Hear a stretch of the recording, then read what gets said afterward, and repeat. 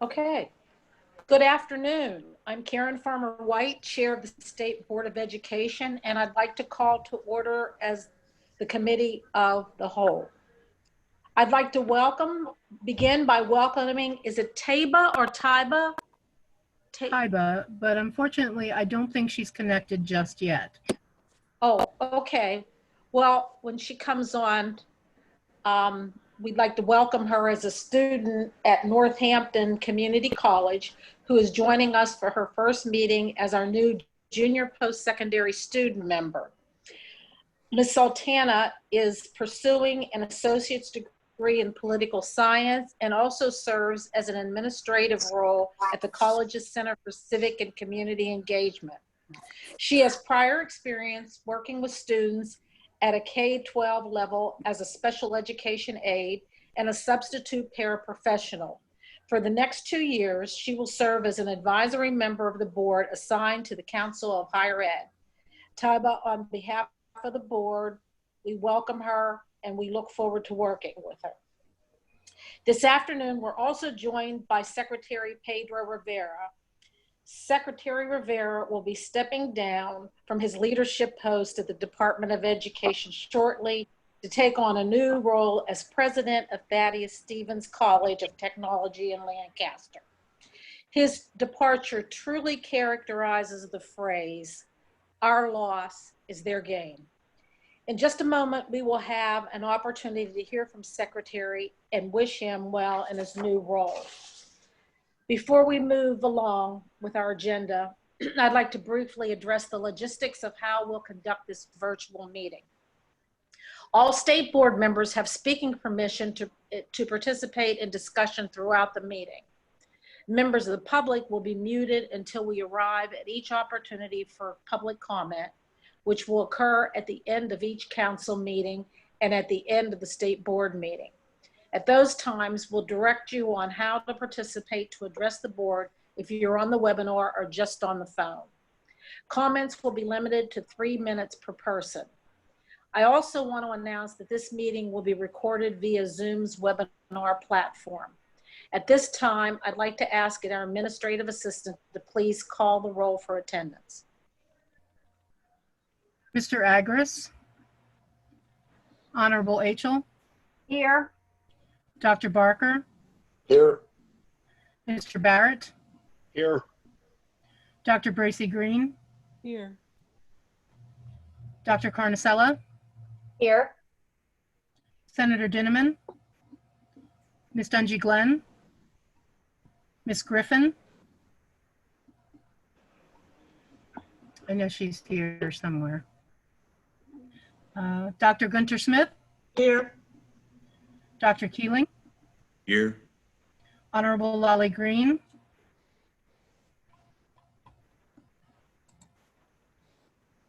And Maureen is on. I have unmuted her, tried to unmute her, but she's showing as mute. I will call her again at the end. Senator Langerholk. Dr. Perry. Here. Ms. Rankin. Here. Representative Roebuck. Here. Representative Sonny. Here. Ms. Sultana. Ms. Swaggart. Ms. Farmer White. Here. Dr. Williams. Here. And just checking again, Ms. Griffin. And Honorable Lolly Green. Okay. All right, Karen. Can you hear me? Anne, is that you? Yes, this is Anne. Okay, great. I have you Okay, accounted. apology for the technology. Yes, I am here. Okay. I understand you're in your first day of school. That's okay. Thank you. Okay, All right, thanks, Karen. Stephanie. Advising Thank you. that she is participating as well. She's having trouble getting herself unmuted. Okay. Okay. I'm so grateful to have served alongside Secretary Rivera since I was named chair of this board. His steady leadership has helped to keep focus where it belongs, creating equitable opportunities for all students to succeed. And I value and respect his unwavering commitment to that goal. Secretary, thank you for your service to the Commonwealth and for your dedication to our students. I'm going to turn the meeting over to you to accept your final report to the board as secretary. And at the end of your remarks, I have a special citation that I'd like to present to you. Thank you, Chairwoman White. Karen, thank you so much. First and foremost, I want to start off by thanking both Karen and Karen for not only representing the board and the amazing work you do on the state board, but really, being real champions and partners to the Department of Education and all the work that we've engaged in over the 5+ years that you've been leading in your role. The team will share with you, and as we have Matt and Noe, on the line, they can attest to the fact that this was absolutely not an easy decision to make.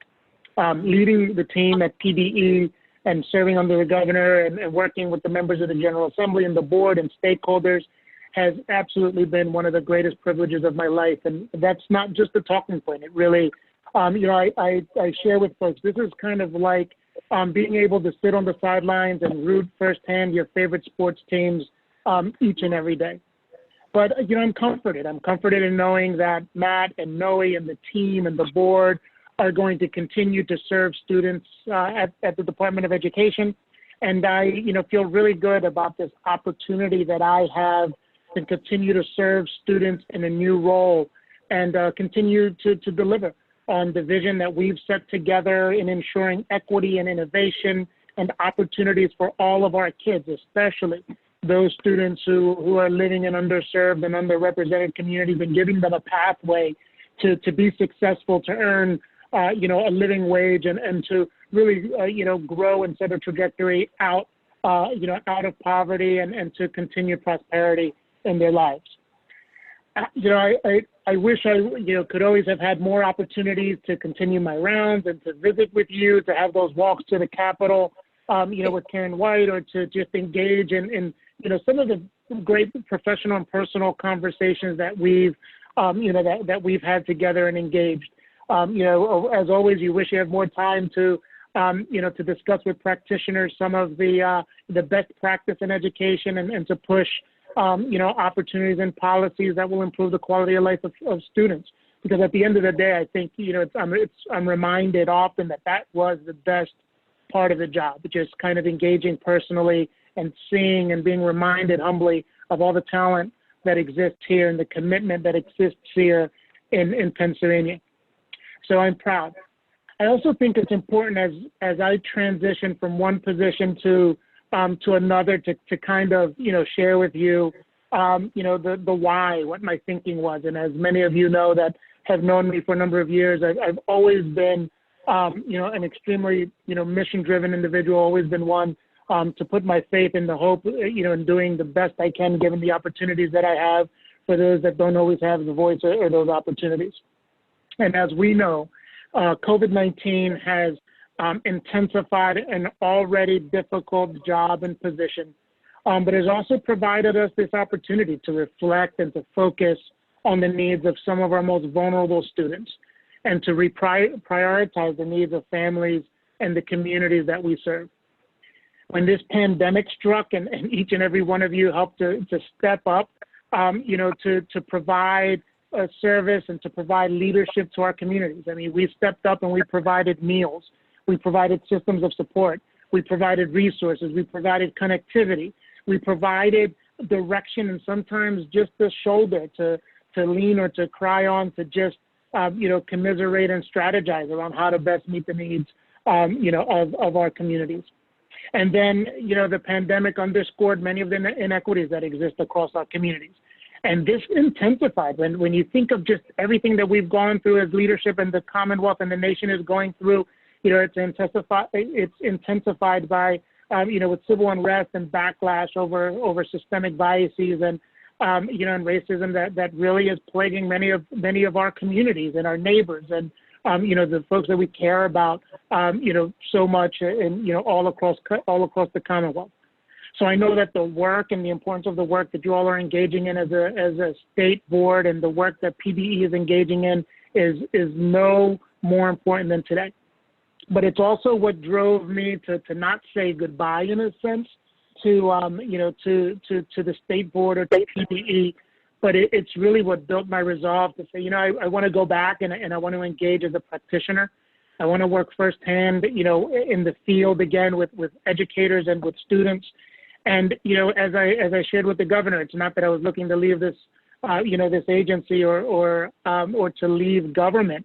It was that Thaddeus Stevens is an institution whose values, whose core values when it was founded, aligns to my core values as a person, and that allowed me to be an educator that would work on the road, in the field, to serve our students, to fight for equity, to fight for access, and to fight for opportunity, and take many first-generation college students to not only attain, sometimes the first certificate or degree in their family, but to set a pathway like I was able to do in my own family for more members of their family to go on and, graduate high school, college, and gain an industry certificate or work towards a degree and beyond. And, for that, it was a hard, decision to make, but it's one that I'm extremely, proud of and excited about. And, I can only, be excited because I know that I'm leaving the department in really great hands. Noe Ortega is going to be replacing me. As you know, he's been lockstep in working with the state board and working with the agency to advance opportunities in higher education. And Matt supporting him accordingly, has been the champion practically almost since my first week in the Department of Education to support K through 12 instruction to ensure students have access to the opportunities that they need and they deserve. And Pam Smith, who has been working by my side along with David, to deal with many of the logistical needs of the department. As a team, I'm really confident you're probably not even, after the first week, you're not even going to notice I'm gone. Because what I got to do for the course of the past number of years is just celebrate the work and be the face behind the work that they do each and every day. So the face may be different, but I am so confident that the work is going to continue to be high quality, high level, and amazing. And lastly, for the state board, I have to, of course, say thank you. We've come a long way.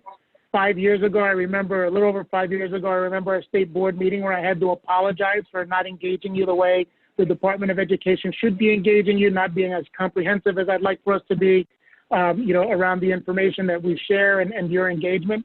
And from that meeting on, we've been walking side by side, and not only have you been a champion for PDE, but you've been a champion for the Commonwealth learners. And so you've been an integral part of our partnership and, our team to make things happen.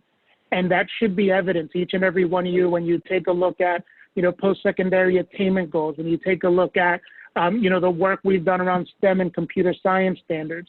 When you take a look at the work around the science standards that are currently happening, Chapter 49. When you take a look at Future Ready PA, an amazing tool. When you look at newly updated graduation requirements and standards and working with the General Assembly, educator effectiveness. When you look at the many changes we were able to make over the course of 5 years that folks, first thought our portfolio was quite aggressive and maybe a little crazy, but we've accomplished a lot over 5 years.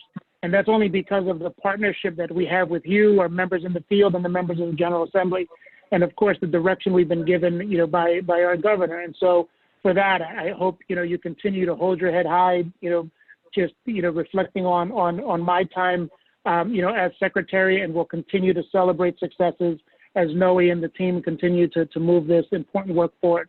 So I'll end it there, but know that not only has this been a privilege, but getting to know each and every one of you it has been an absolute pride and joy of my professional life, because we have accomplished so much together. And I absolutely, even in the during COVID-19 era, I am so proud of the work, and I know that our schools and our learners are in a better place today than they were when we first started together, because of our continued alignment and the work that we've done on their behalf. So Karen and state board members, thank you so much. I look forward to engaging with you again in a new position in the future. Thank you. Thank you, Secretary Rivera. I don't know if I shared with you, Pedro, when we talked, that the state board a few years ago visited Thaddeus Stevens. And we were very impressed at the work they do, and I'm sure you'll continue with their legacy. So yeah, it was a while ago. So, but we were very impressed. But I know you have a very demanding schedule right now that doesn't allow you to stay with us until we get to our action items. So I'd like to ask the board's indulgence in considering this a bit out of order and present you with a resolution honoring your service as secretary before you have to leave the meeting. I'd like to move that the board adopt the following resolution in honor of Pedro Rivera. Whereas Governor Tom Wolf nominated Pedro Rivera to serve as Secretary of Education, and the Senate of Pennsylvania confirmed his appointment in June 2016. And whereas Mr. Rivera undertook leadership of the Department of Education through a practitioner's lens, having served as a classroom teacher, principal, and school district superintendent. And whereas Mr. Rivera demonstrated an unwavering commitment to creating equitable opportunities for all students and kept that goal central in his decision-making. And whereas his legacy includes initiatives that will yield long-term benefits to Pennsylvania schools and its students, including facilitating the passage and implementation of the basic education funding formula, directing and execution of the PA Future Ready Index, establishing the Superintendent's Academy, and launching initiatives to diversify our educator workforce. And whereas Mr. Rivera will depart his service to the Commonwealth to undertake a new role as president of Thaddeus Stevens College of Technology, now therefore be it resolved that the members of the State Board of Education pay tribute to Mr. Rivera for his service to the Commonwealth and extend their best wishes for his continued success in his future endeavors. Is there a second on the motion honoring Secretary Rivera? I second that motion. Second. Whole lot of seconds. All those in favor signify by saying aye. Aye. Any Aye. opposed? It's unanimous. Good luck, Pedro. We'll miss you. Thank you so much. I'll miss you all as well. Thank you. Okay. At this time, I'd like to recognize Dr. Perry for the Council of Higher Education. Thank you very much, Madam Chair. And indeed, Pedro was exemplary in every way in his role. I think there's only 3 or 4 members of the State Board who are more senior than me, and we've got some fine people to compare as secretaries, but I'll go on a limb here and say that Secretary Rivera was just truly outstanding in his role, and we were very blessed to have him in that role. And of course, he's already talking like a college president. But I do want to also acknowledge that we're so happy that Noe Ortega is picking up the baton and will become the secretary.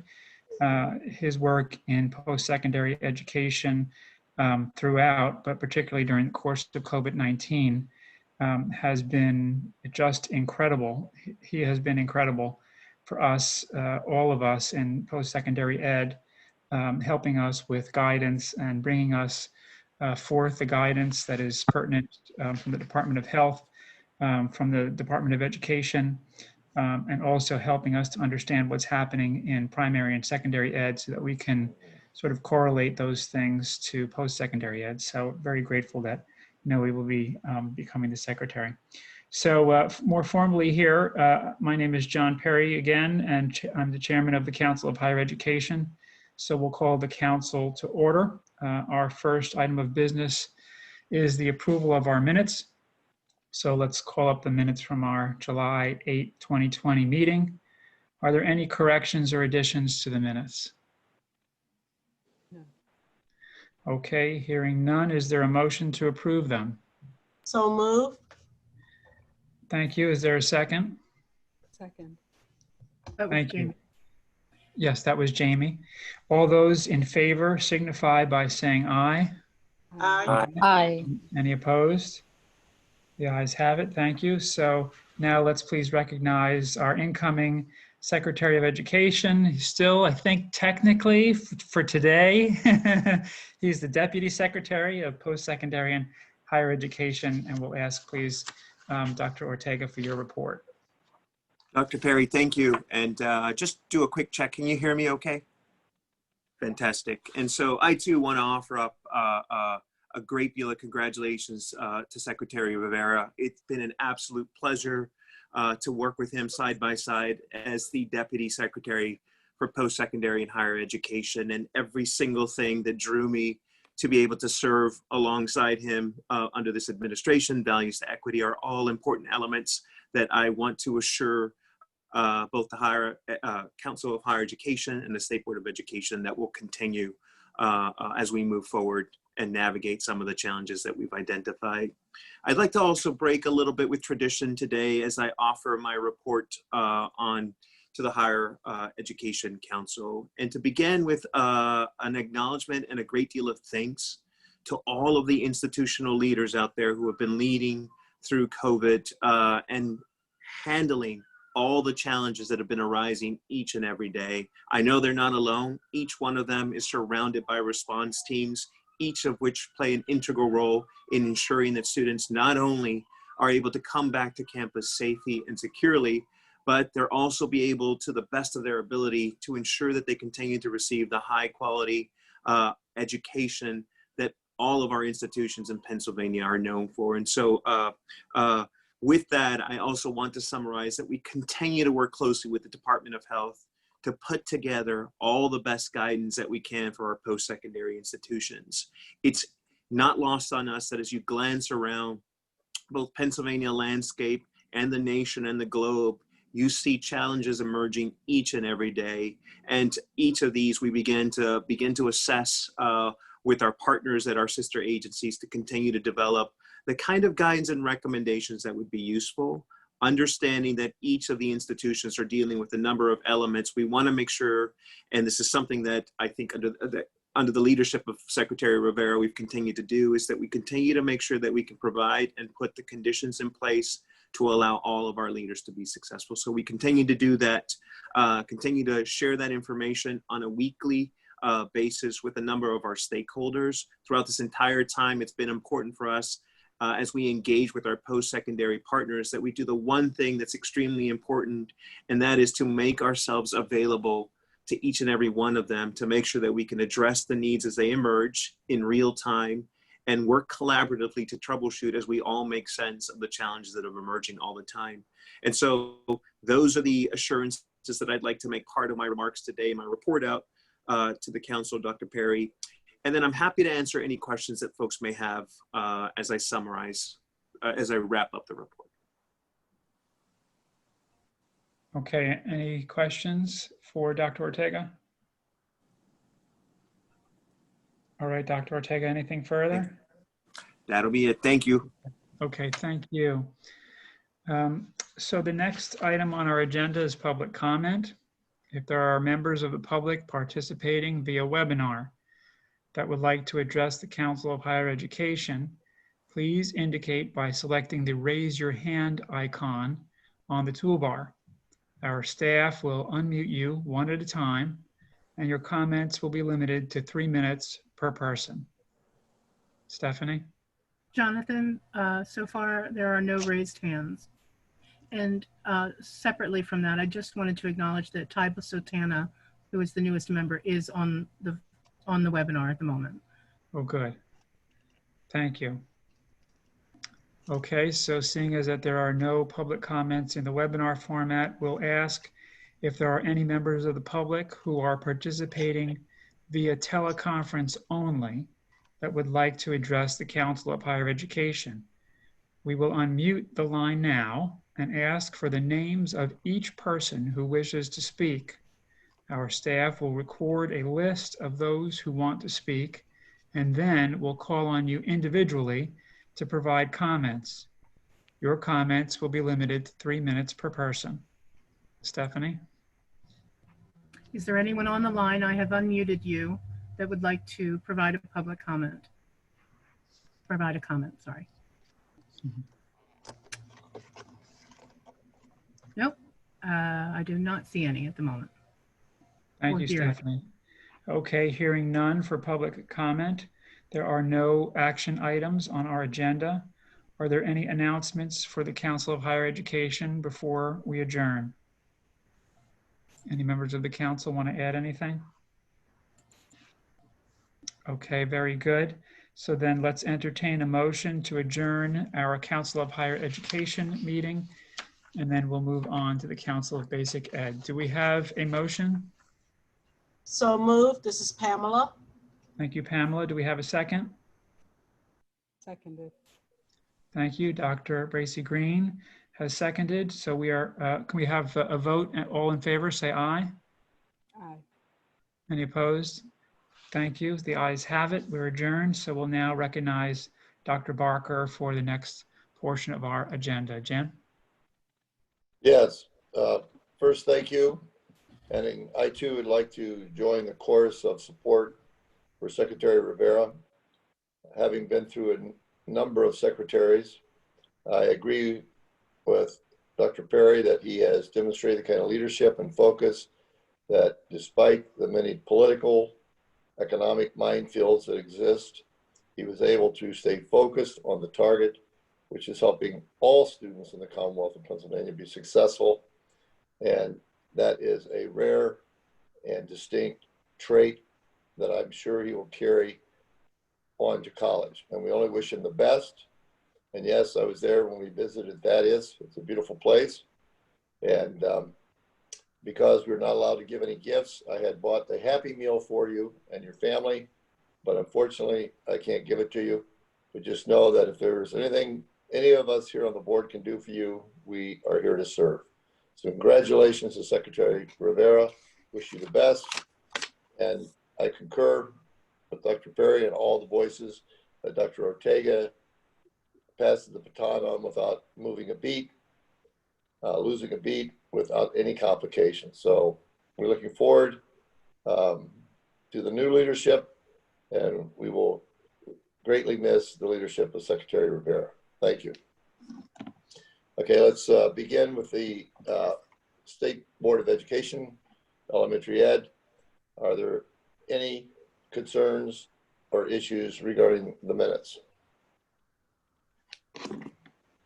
Hearing none, let's move on to the agenda. I would call on Karen to, I think we have some presentations, etc. Let's go right into those. Go ahead. Jim, Dr. we do Barker. have some presentations, Yes, but hello? Hi, Jim. We do have some presentations for the Council of Basic Education, but it would be appropriate to call for a motion on the minutes before we move to those. Yes, yeah, call for the minutes, please. So moved. A second. All in favor, please say aye. Aye. Okay, are we ready to move on to the presentations? Yes, Jim. We can move on to the committee report from Dr. Williams.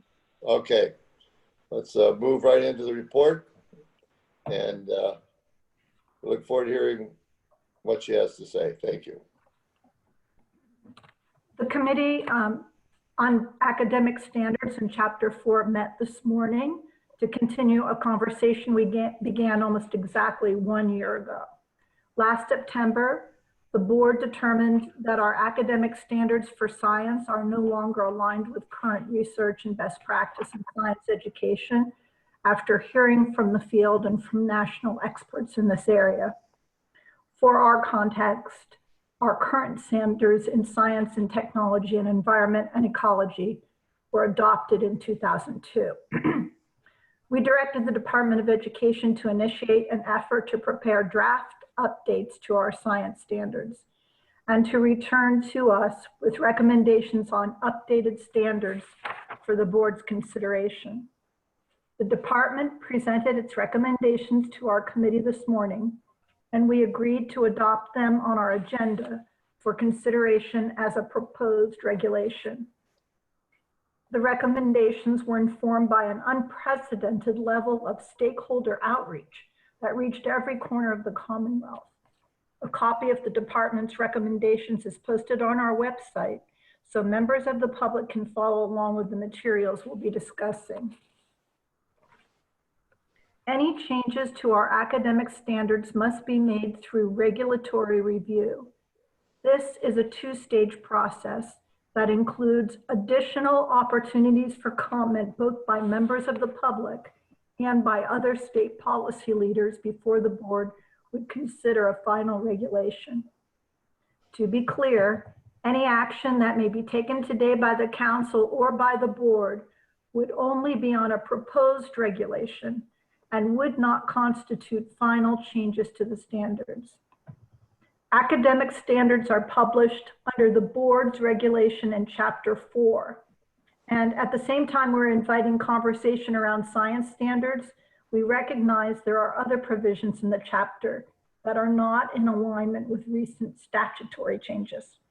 Therefore, as a parallel effort, we are proposing to make technical amendments to Chapter 4 to align the regulation with recent statutory changes to high school graduation requirements, a change that lowered the compulsory school age to 6, and terminology updates that replace reference to vocational technical education with career and technical education, and references to area vocational technical school with area career and technical school. You will see these technical amendments reflected in the draft annex of proposed amendments to Chapter 4. I want to be clear that the board is not proposing any of its own substantive amendments to graduation requirements, and we're not proposing any revisions to Chapter 4 beyond those that beyond the graduation policies enacted by the General Assembly in Act 158 and Act 6. The revisions we are proposing simply bring Chapter 4 in line with those statutory changes to provide clarity for the field. Excuse me. I do want to draw your attention to the draft proposed amendments in Section 4.12, which include substantive amendments relative to science standards. In a moment, the department will present its recommendations on science standards to the council. But before I turn the meeting over to them, I want to highlight the proposed July 1st, 2024 effective date for the new standards.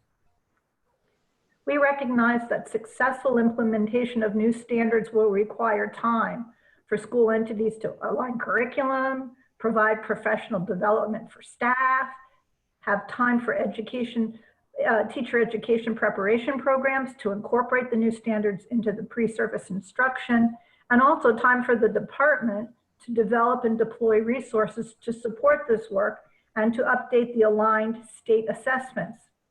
As such, we're proposing that the new standards would be fully implemented in instruction in the 2024-25 school year.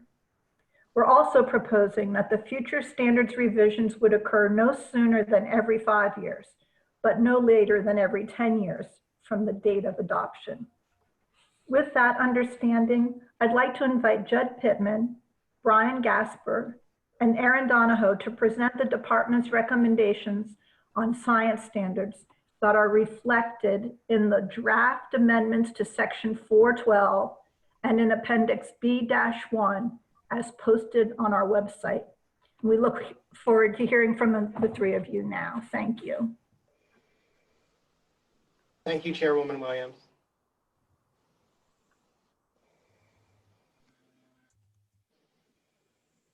Karen, I just want to make sure that you can see my screen. It's up. Yes, Judd, I can see your screen. Okay, thank you. I'd like to just start off by thanking the State Board. The department would like to thank the State Board of Education for this amazing opportunity to review and provide recommendations on the standards.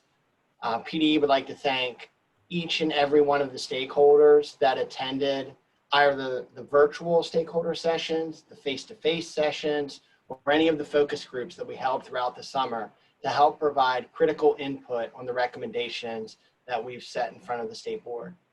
PDE would also like to thank the American Institutes for Research for being a committed partner to our vision of equity, innovation, and openness. And PDE would like to thank Berks County Intermediate Unit for handling all of the logistics for the stakeholder sessions, the committee meetings, and organizing all of that work for the department.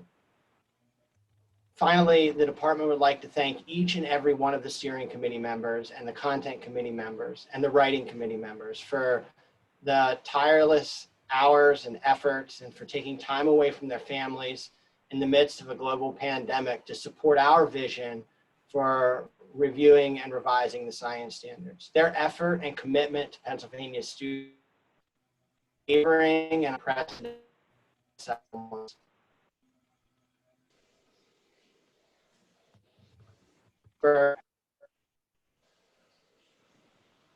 For helping go through the process, for all of the together and bring them to. And I would also just like to take a moment to thank Secretary Rivera for giving us the opportunity to lead this work and be champions for the students across the Commonwealth and ensure that we're trying to do our best to bring high quality science education to each and every student. So why are we here today? We're really here today to talk about the standards recommendations that are in front of the state board.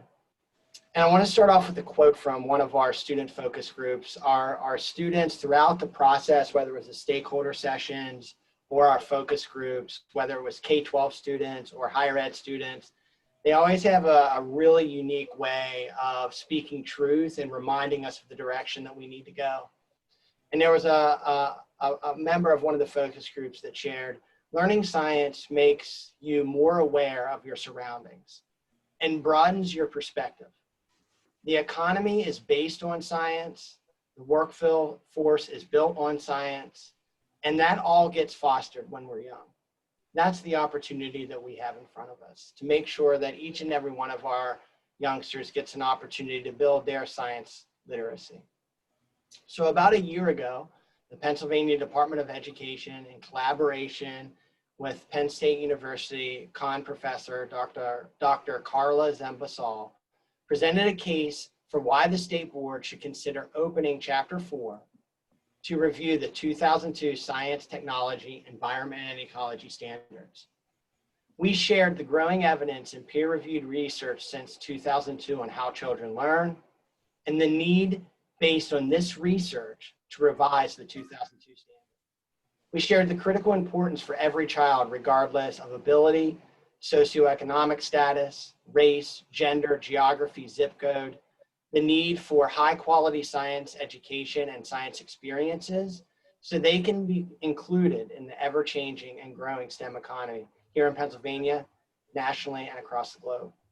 Finally, the revision of the science standards would help to make more Pennsylvania residents closer to that science, technology, and environmental literacy necessary to make informed choices and be productive citizens in a connected and globalized world.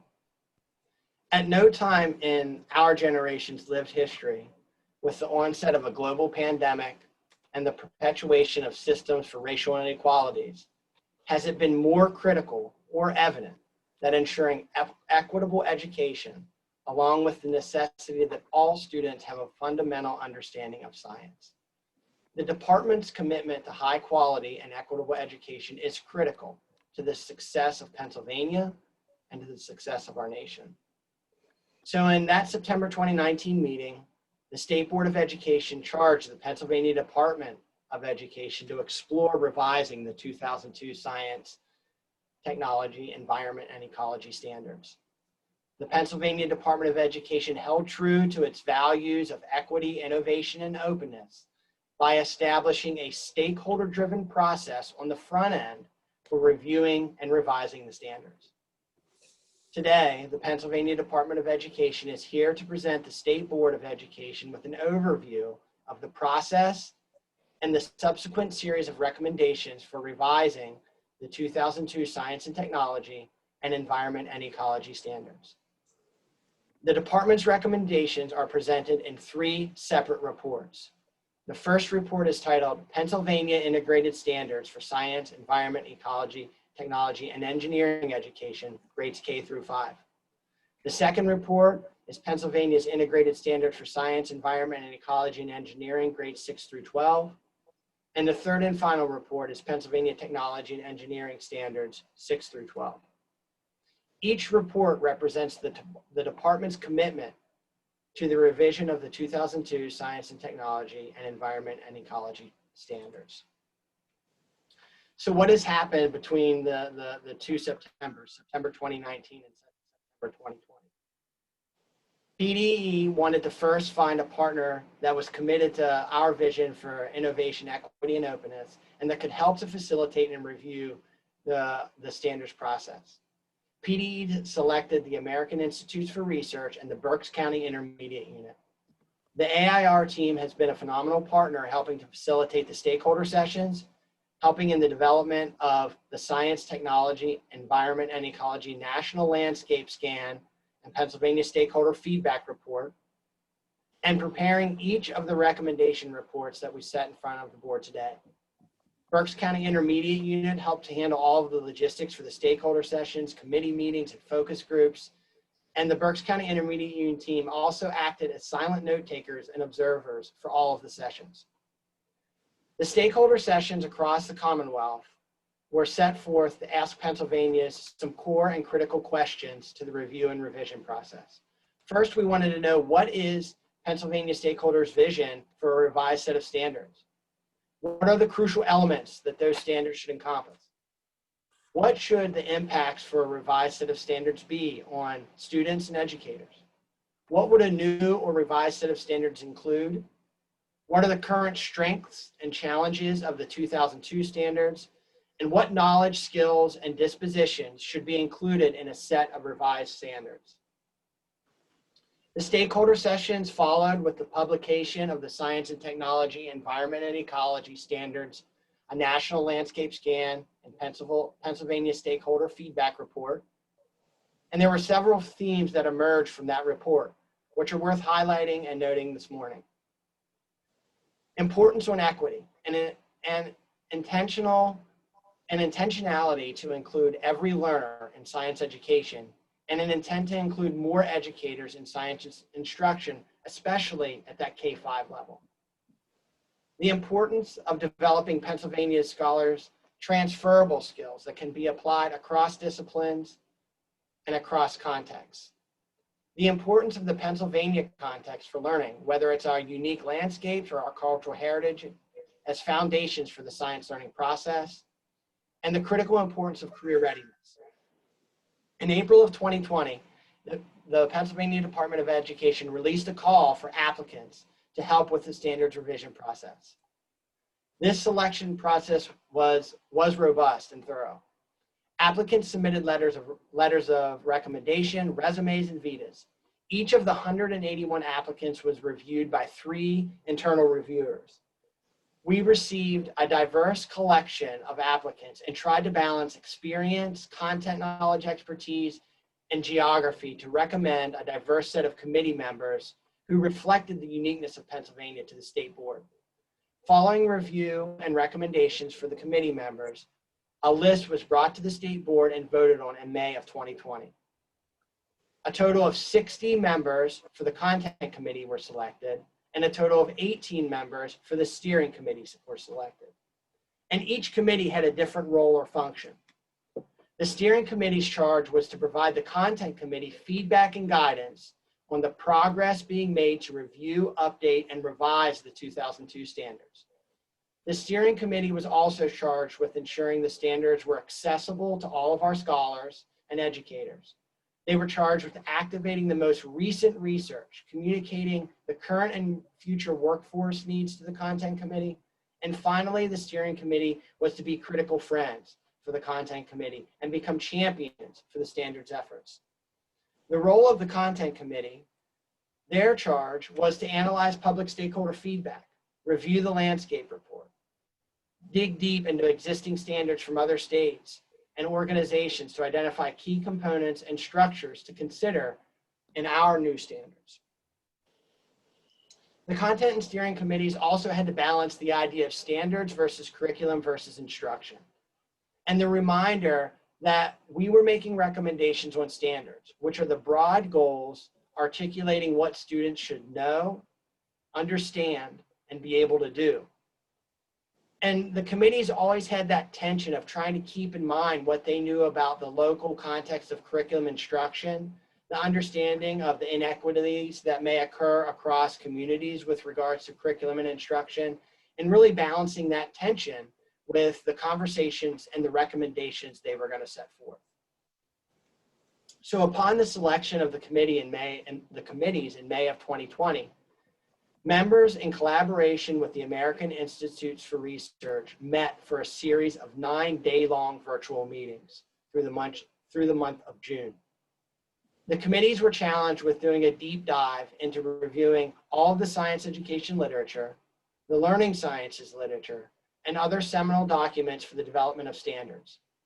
They were charged with reviewing the standards process and content from other states, digging through the landscape report, including all of the stakeholder feedback from Pennsylvanians, and reviewing and taking into account the 2002 Science, Technology, and Environment and Ecology Standards documents.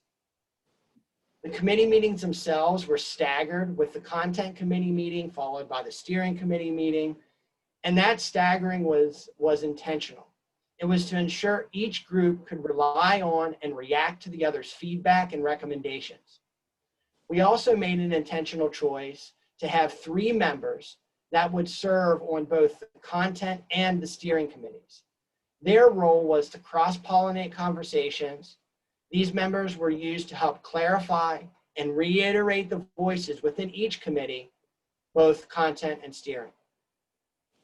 During the meetings, the committees were organized into a variety of different groups. They were organized into cross-content groups. So we, through the application process, tried to distill out what their expertise. So we crossed them across their engineering, environment and ecology, science, chemistry, physics expertises. We crossed them across grade levels. We put them in expert focus groups. They were charged to review over 90 pieces of evidence-based research and evidence-based documents. The committees created, in the course of that 9-day discussion, an additional 75 documents that captured the conversations, communicated recommendations, and made visible the decision points that were fleshing out within each committee. This was honestly the beauty of the virtual experience.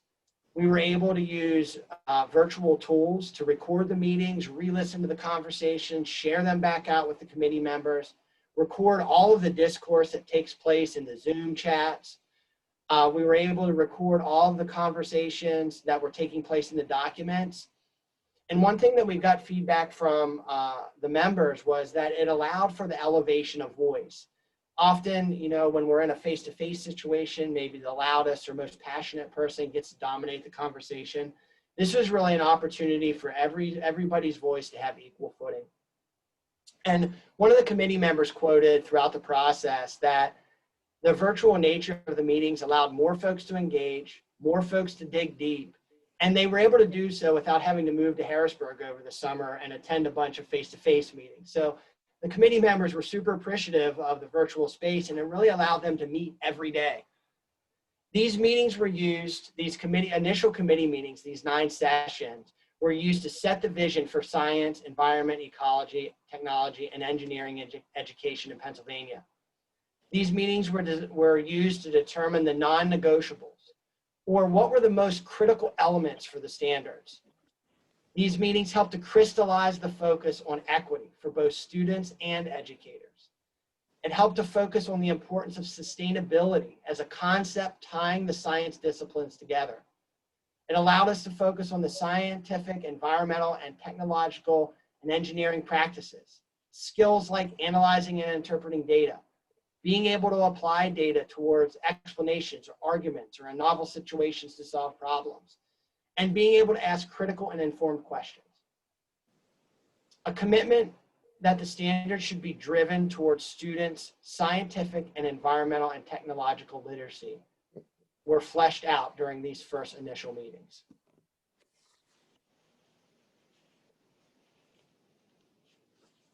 Those 9 meetings, ironically, identified 9 key decision points.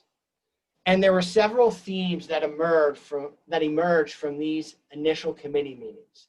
These themes or decisions were deliberated with and between the committees, with each decision point needing justification and evidence.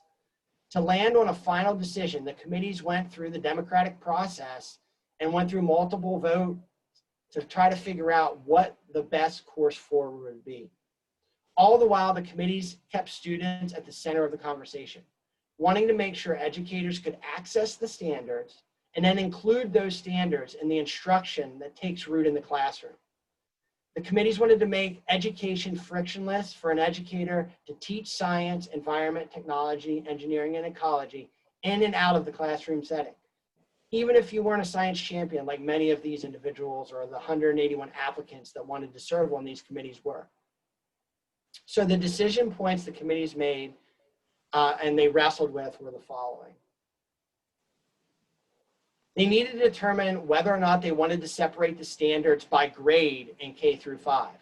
And that's where they landed. They felt that it was critical that at the K through 5 level that the standards be separated by grade.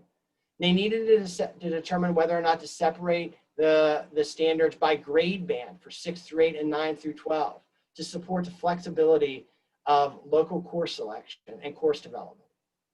They needed to determine how they wanted to integrate environment and ecology into the science standards, how they were going to integrate engineering and technology with other standards in grades K through 5, how they would separate technology and engineering standards for grade bands 6 through 8 and 9 through 12, how they would combine the content areas for one set of integrated standards in grades K through 5.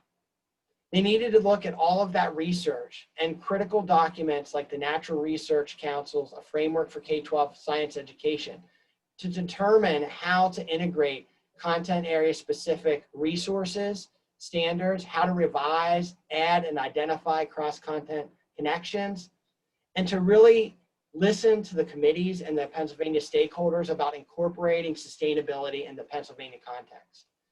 They also needed to use the standards. They made a decision on whether or not to use the standards for technology and engineering literacy in the 2002 technology and engineering standards to build out a new set of 612 technology and engineering standards. And then finally, whether or not to use the North American Association for Environmental Education's framework and the 2002 environment and ecology standards to help guide the integration of environment and ecology in K-5, 6 through 8, and 9 through 12 instruction. So the committee's efforts, following the 9 sessions and the key decision points, the AIR team in collaboration with PD asked for volunteers from the committees to be part of the writing team. And I want to make it clear, all of these members were volunteers. Each and every one of the committee members volunteered their time.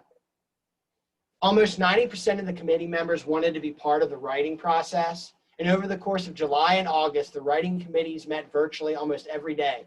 The work was shared with focus groups and the content and steering committees throughout those months of July and August.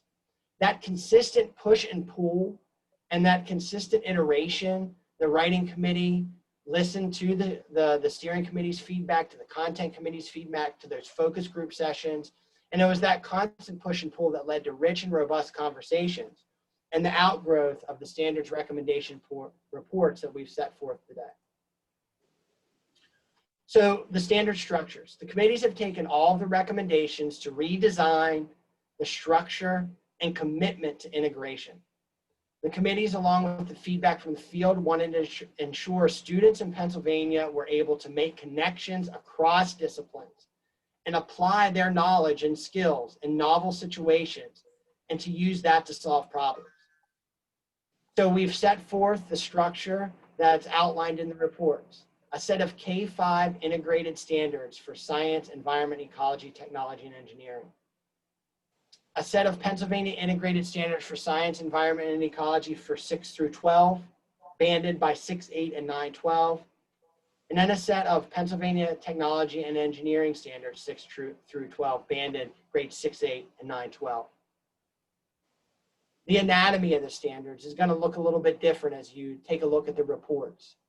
And the critical focus here is that we wanted to make visible to educators the dimensionality of the standard, or that connection between practices, ideas, and concepts, the importance of the Pennsylvania context, and where we can integrate other content areas into standards. So this is an example of the anatomy of a standard 5, an example of the anatomy of a standard in 6 through 12, and the example of anatomy of a standard for the Pennsylvania Technology and Engineering Standards 6 through 12. One of the differences you will notice is the standards are multidimensional. There is a focus on core ideas. There's a focus on concepts that cut across core ideas like cause and effect.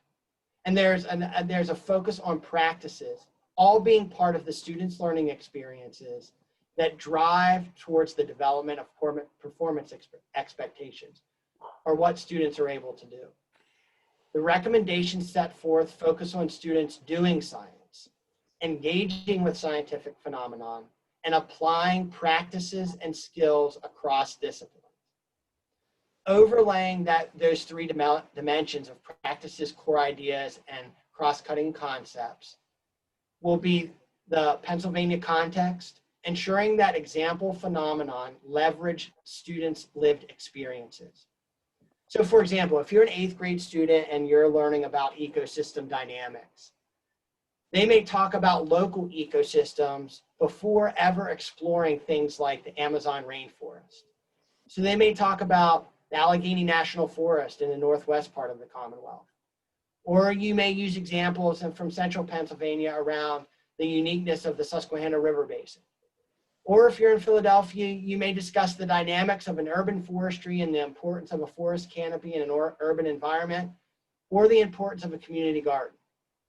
And they're learned in this local context before ever applying those skills to a global context, like the Amazon rainforest example. Within the anatomy of the standards, there will also be an intentional and explicit focus and connection to career-ready skills. That is something that fleshed out across the stakeholder sessions, the committee work, the focus groups. It was highlighted by our business and industry focus groups, this real intentionality around making sure that our students are ready for the workforce. And making sure that other disciplines like math or English language arts and a focus on PA connections are integrated into the standards. Pennsylvania has a rich history in agriculture, has a wealth of natural features, and has a history for innovation, along with the robust commitment to environmental stewardship and conservation. And it was a goal of the committees to make sure that we could incorporate all those elements, whether it was the PA context of the Allegheny National Forest, our university's innovation around artificial intelligence and driving cars, or our leadership around watershed education and service learning. It was critical that this was integrated into the standards.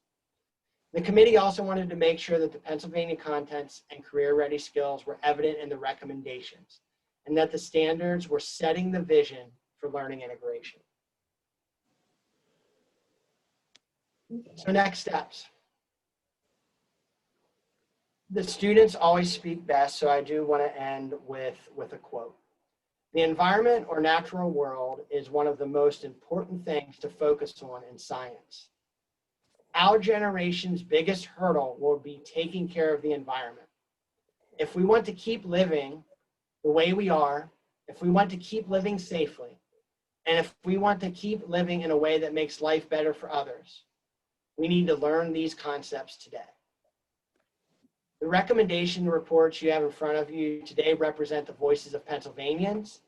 They represent the work of some of our best and brightest educational leaders.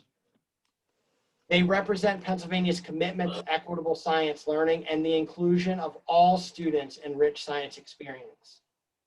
We know that this is just the beginning of the conversation and the regulatory process. We also know that there will be continued stakeholder engagement and input into the revised standards.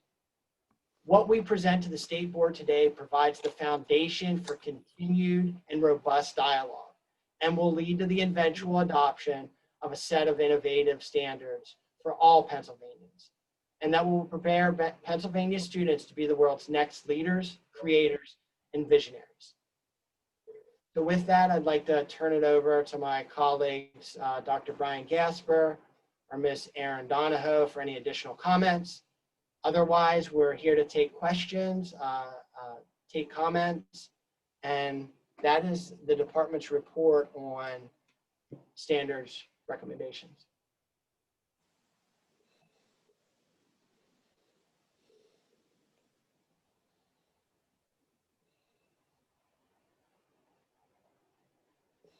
Thank you, Judd. I am going to remove the screen sharing to go back to the council for discussion and any questions on your presentation.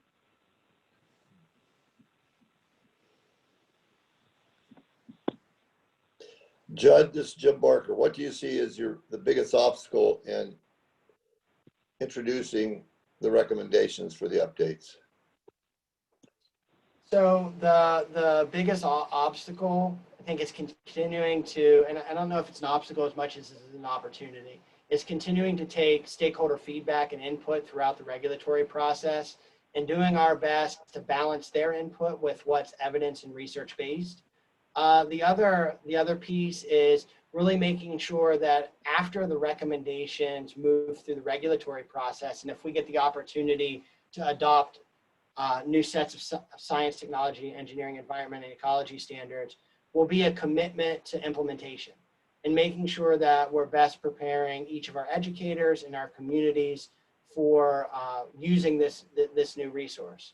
I do think one of the things that's under Secretary Rivera's leadership is we've been committed to this work since day one and have been doing a ton of professional development and outreach through a lot of the efforts in STEM to prepare educators and communities for an updated set of standards. But that would be the two spots that would seem to be the greatest opportunities. Okay, thank you.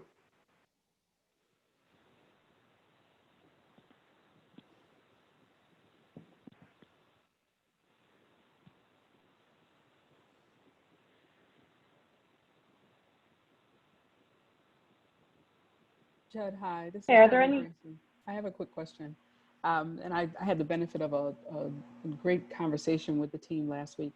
But I do have a couple of quick questions. One, Judd, can you guys explain whether you had any STEM faculty, higher education faculty members actively involved? You know, was there some percentage or was there some assurance of representation? The reason I'm asking that, you know, there's always a reason for my questions, is that there are a couple of ways that I think that as this goes through the regulatory process, we want to make sure that we're going to respond to some questions about the handoff from secondary to post-secondary. So I just want to figure out if did we reverse engineer and have some engineering, technology, computer science faculty at the higher education level actively participating on the standards, either steering committee or content committee.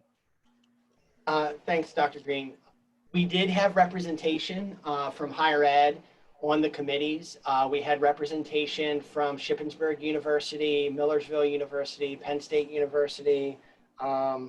We had a diverse collection of elementary versus like secondary education. We had folks in the College of Ed. We had folks that were content experts. So there was a nice swath of higher ed partners.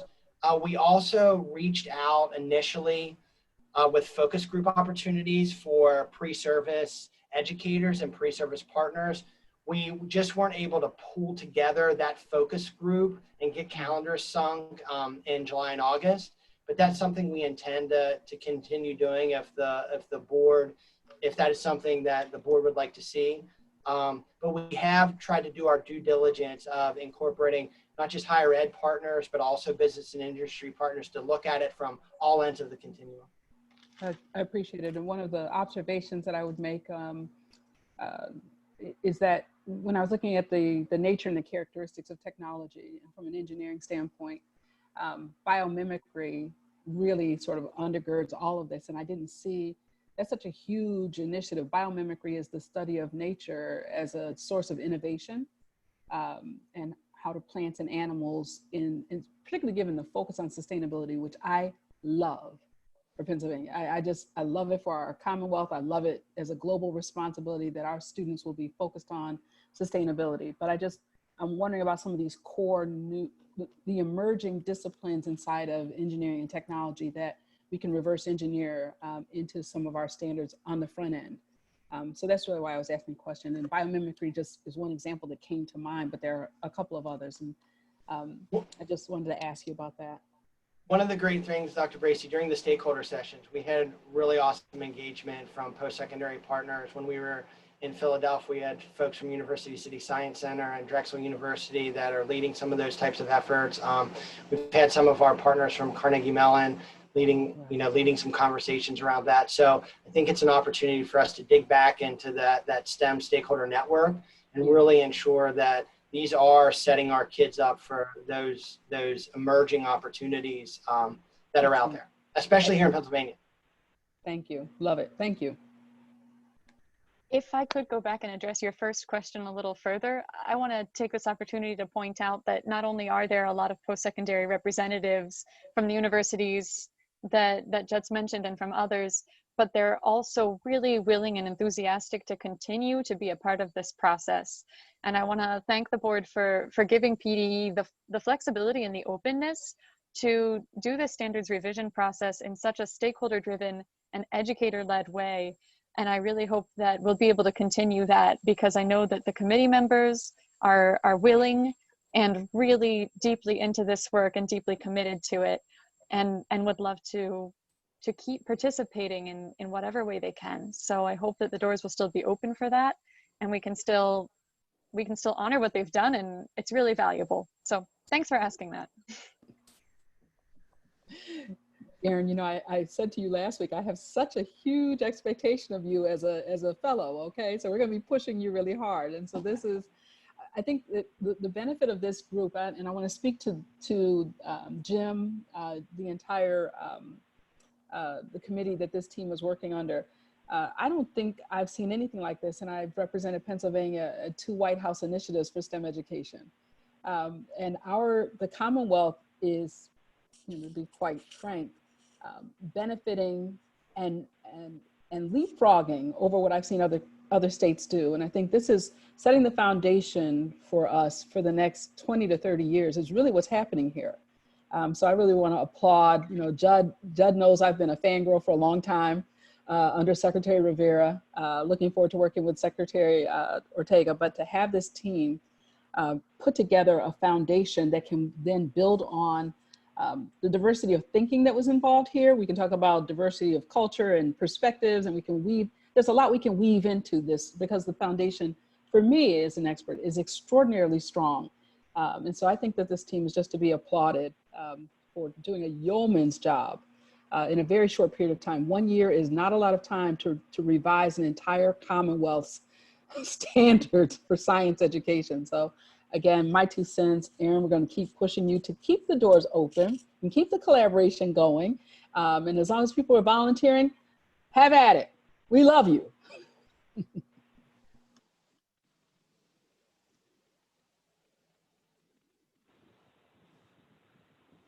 Okay, are there any other comments? Presentations?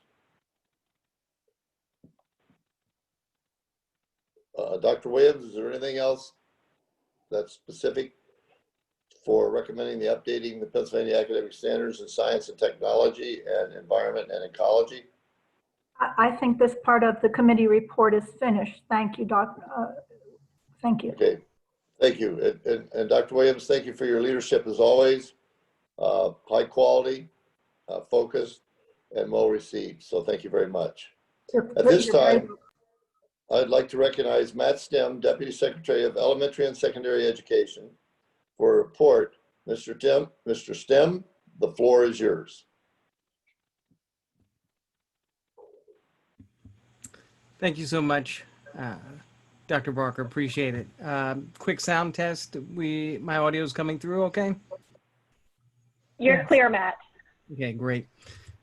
Great. So yeah, it's a pleasure to be here virtually with everyone. First, I want to piggyback on what Dr. Green was just sharing, and thank you again to Judd and the team, including Brian Gasper, Aaron Donahoe, as well as all the educators, steering and content committee members, members of the team at American Institute for Research, members of the teams at Berks County IU, and all the other partners and stakeholders who have moved the proposed regulations to this point in the process. Your collective transparency and inclusiveness, which is what we stand for at PDE, it was essential, and it is essential for the credibility of these recommendations that we're bringing forward to the board. So thank you all for your commitment and leadership on that. And we appreciate the board and specifically, our committee's active participation and consideration of this next step toward updated science standards that are aligned to current research and hopefully, even leapfrogging and blazing a trail that other states can learn and follow. It's going to have a positive impact on students for many years to come. So on behalf of the secretary and our team, just to thank you to everyone for bringing us to this point in the process.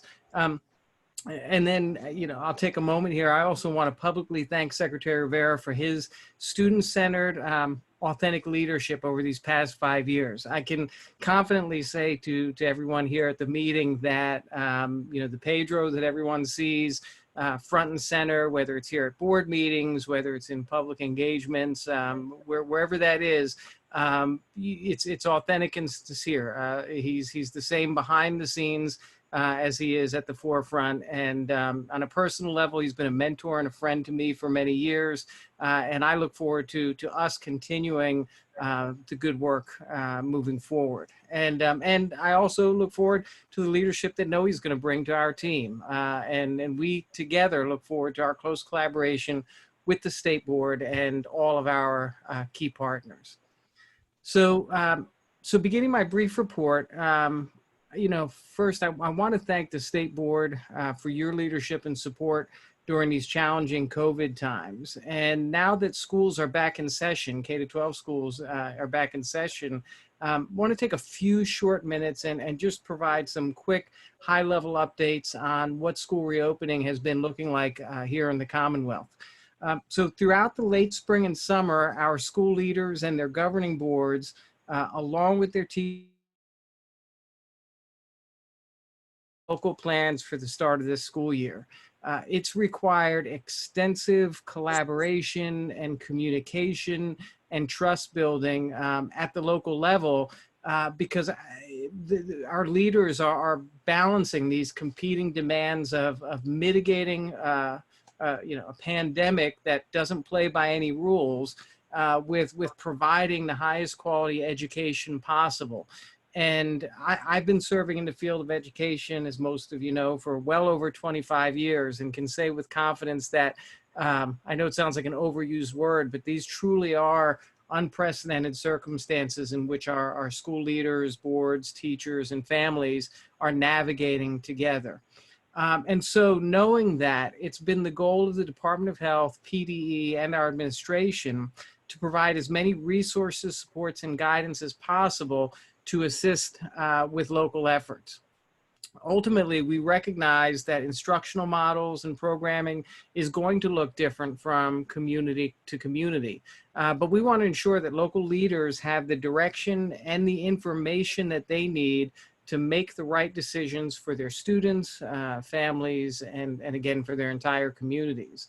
And it's worth noting that the decisions, and I think this sometimes gets lost in the shuffle, that the decisions that are getting made at a local level have ripple effects, again, not just in schools for students and families, but throughout entire communities. And we recognize that. And so over the past several months, PDE has published significant content for the field, some directly from PDE, and other parts of that content have been in collaboration with our partners at the Department of Health. The last time we met with everyone here on the state board, we talked about the preliminary reopening guidance, the mathematical research report, and the health and safety plan templates that had just been released at that time. And since then, we've been collecting submissions of health and safety plans, which are also being posted on schools' websites. In late July, we also created a template and a process for schools to submit their instructional days and hours as they're being leveraged during hybrid and remote instructional models. In early August, we worked with the Department of Health to release a series of really important guidance documents related to mitigating the school spread of COVID-19 cases. And they included the county level transmission metrics that we put into place, recommendations on responding to COVID-19 cases, and a process chart that schools and particularly school nurses and others can use for identifying symptomatic students and staff. All of these were designed to be used in collaboration and consultation with public health staff at the Department of Health or the local county or municipal health departments. More recently, in collaboration with our 29 intermediate units, the Department of Education, Department of Health, and PEMA created a rapid response center. We worked together to create additional staff to be focused on this rapid response center. And it's accessible 7 days a week to assist school leaders with handling the cases of COVID in their buildings. You know, that's one of the things that we've learned is that along the way is that our educators definitely need to hear from public health experts in real time. And so we've received quite a bit of positive feedback by putting this system in place to ensure that our school leaders are receiving direct real-time public health guidance from epidemiologists and other experts in that space. In addition to the public health related items, PDE has also created an equitable systems roadmap for education leaders. And this is a repository that we created of instruction related supports for teachers and administrators. And some of the highlights of those resources we released this summer include a scenario planning guide that can be used as an extensive tool for schools as they're looking at different instructional models, and in many cases, by the way, transitioning between instructional models based on student need and spread of the disease. And so we created something to help schools navigate through those changing instructional models. We also have published strategic staffing reference guide, as well as a staff and student wellness guide. And we're one of the only states in the country that has included not only strategies for how to check on student social and emotional well-being during the reopening of schools, but also to check on staff well-being during the reopening of schools. And I want to commend our team that worked extensively on that project for many weeks with partners for many weeks over the summer. We also published an attendance strategies document to assist schools in taking attendance, particularly in remote and blended models.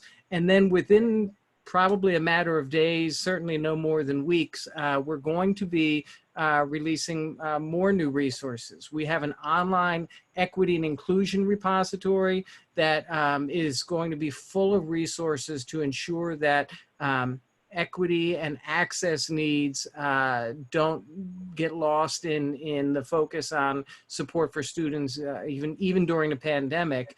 And also another resource on how to assess student learning in light of some of the, in some of the gaps that we may have seen last year, but also in determining students that may be even in need of additional acceleration. So we have an assessment document that's going to be coming out to help schools and think about different ways that they can ensure that they know where the learning of each one of their students is as we begin a new year. So it's been a busy summer. But ultimately, we know that these are really difficult times in many cases for our students, for their families, for our educators, and for our communities. And at the department, we are 100% committed to doing everything that we can to ensure that our schools aren't walking through these challenges alone. The pandemic is ever changing with new research being released each week. Sometimes it can feel disorienting. To be honest, probably for all of us. But we're going to continue to partner with all of our stakeholders to make the best possible decisions informed by that current research and data in the weeks and months ahead. And we sincerely thank you for all of your support. And on behalf of the administration, PDE, and our entire team, our thanks to the entire board for your support. And we wish all of our students a strong year and a safe year of learning ahead. That concludes my report. Thank you, Dr. Barker. Thank you, Matt. Are there any questions of any of the board members for Matt at this time? Okay, hearing none. The next item on the agenda is public comment. If there is any members of the public participating via the webinar that would like to address the Council of Basic Education, please indicate by selecting the raise your hand icon on the toolbar at the top. Staff will unmute you one at a time, and your comments will be limited to 3 minutes per person. Are there any members of the public participating that wish to comment? At this time, I do not see any, Dr. Barker. Okay, thank you. Now, if there are any questions of the public participating via teleconference only that would like to address the Council of Basic Education, we would unmute the line now and ask for the names of each person who wishes to speak. Staff will record a list of those who want to speak, and then we'll call on you individually to provide comment. Your comments will be limited, as noted, to 3 minutes. At this time, I'm going to unmute the people that are connected via conference call. And if you would like to speak, please state your name. Are there any members of the public participating that would like to speak via teleconference? Dr. Barker, I don't believe there are. Okay, we'll move on then. Well, now we'll turn to our action item. I'd like to call, yes. I apologize, sorry. Is there someone else coming on? No, I Okay. apologize. Sorry about No that. problem. Go ahead. Okay, we'll now turn, as I indicated earlier, to our action item. I'd like to call up the proposed amendments to Chapter 4 that were presented earlier in the meeting. I'd like to recognize Dr. Williams for a motion. Dr. Williams. Thank you, Dr. Barker. I move that the council approve proposed amendments to Chapter 4, inclusive of amendments presented in the annex, and the Pennsylvania Standards for Integrated Science, Environment, Ecology, Technology, and Engineering, grades K-5, the Pennsylvania Standards for Integrated Science, Environment, and Ecology, grades 6-12, and the Pennsylvania Technology and Engineering Standards, grades 6-12, presented in Appendix B1. I further move that the council transmit the proposed amendments to Chapter 4 to the State Board of Education for its review, along with the council's recommendation for approval. Is there a motion? I will move the motion. Is there a second? That was the motion. Yeah, so I'll second. Dr. Barker, that was the motion. We need a second. Yes, you need a second. Yes, sorry. That's Maureen. Okay, thank you. Any discussion on the motion? All in favor signify by saying aye. Aye. Aye. Those opposed, nay. Are there any announcements to the hearing? None, we'll move forward. It passes. Thank you, Lee. Dr. Williams, again, for an outstanding job. Are there any announcements for the council before we adjourn? Hello, yes, my name is Eva Rankin. I am the junior representative to the Board of Education. I do have a quick announcement before we continue, if that's okay. Okay, the floor is yours. Thank you. Thank you. So I'd like to quickly make a comment about the science presentation before I continue. So thank you to all of those involved in the revision of our science standards. As a member of one of the summer focus groups, as the author of your opening quote, and a strong advocate for student voice, I very much appreciate your inclusion of students in this important process. Now moving on to an update about the student representatives. Anne Griffin, the senior representative, and I have been reflecting on our role as student representatives to the Board of Education. We believe this position requires us to amplify the student perspective at the highest level of educational policymaking in Pennsylvania. Through an overhaul of our Instagram account, we now have a broader reach and a more professional appearance. However, we agree that to accurately and adequately represent our fellow Pennsylvanian students, we must establish a clear, accessible line of communication. After consulting the Government Relations Committee at the most recent Pennsylvania Association of Student Councils, or PASC, meeting, we plan to kickstart a virtual platform for students to connect with their student representatives. To kickstart this program, Anne and I, aided by the Government Relations Committee and PASC at large, will push to share this virtual platform with as many students as possible. We plan to utilize our connections in PASC, Pennsylvania Principals Association, Pennsylvania School Guidance Counselors Association, and social media to make this virtual feedback platform as accessible as possible. We understand that, quote, the Council of Basic Education has the power and duty to develop a master plan for basic education in the Commonwealth for adoption by the board, investigate programs, conduct research studies, and formulate policy programs in all educational areas not within the purview of higher education, end quote. Therefore, we plan for any relevant information from this virtual platform/survey to be professionally and concisely presented to the Council of Basic Education. Anne and I understand that this platform is in its infancy. However, before we move forward, we deemed it necessary to share this plan with the board. Although the past few months have disrupted the norm that we have seen in the world, Anne and I want to take advantage of our new, largely virtual environment to connect more seriously and systematically with our constituents. We will keep you updated on this project as it progresses. The student representatives highly appreciate your support. Very well done, and it's a great idea. Thank you. Thank you. Are there any other comments to come before the Council of Basic Education?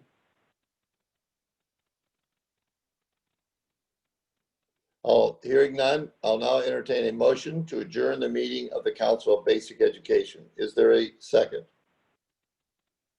Second or first, whichever you need. I'm ready to go. How about a first? Okay, this is Lee. I give you a motion to adjourn. Okay, second. Definitely. A second. Okay, thank you. Thank you. We are adjourned. I now turn it over to our chair, Karen Farmer White. Thank you.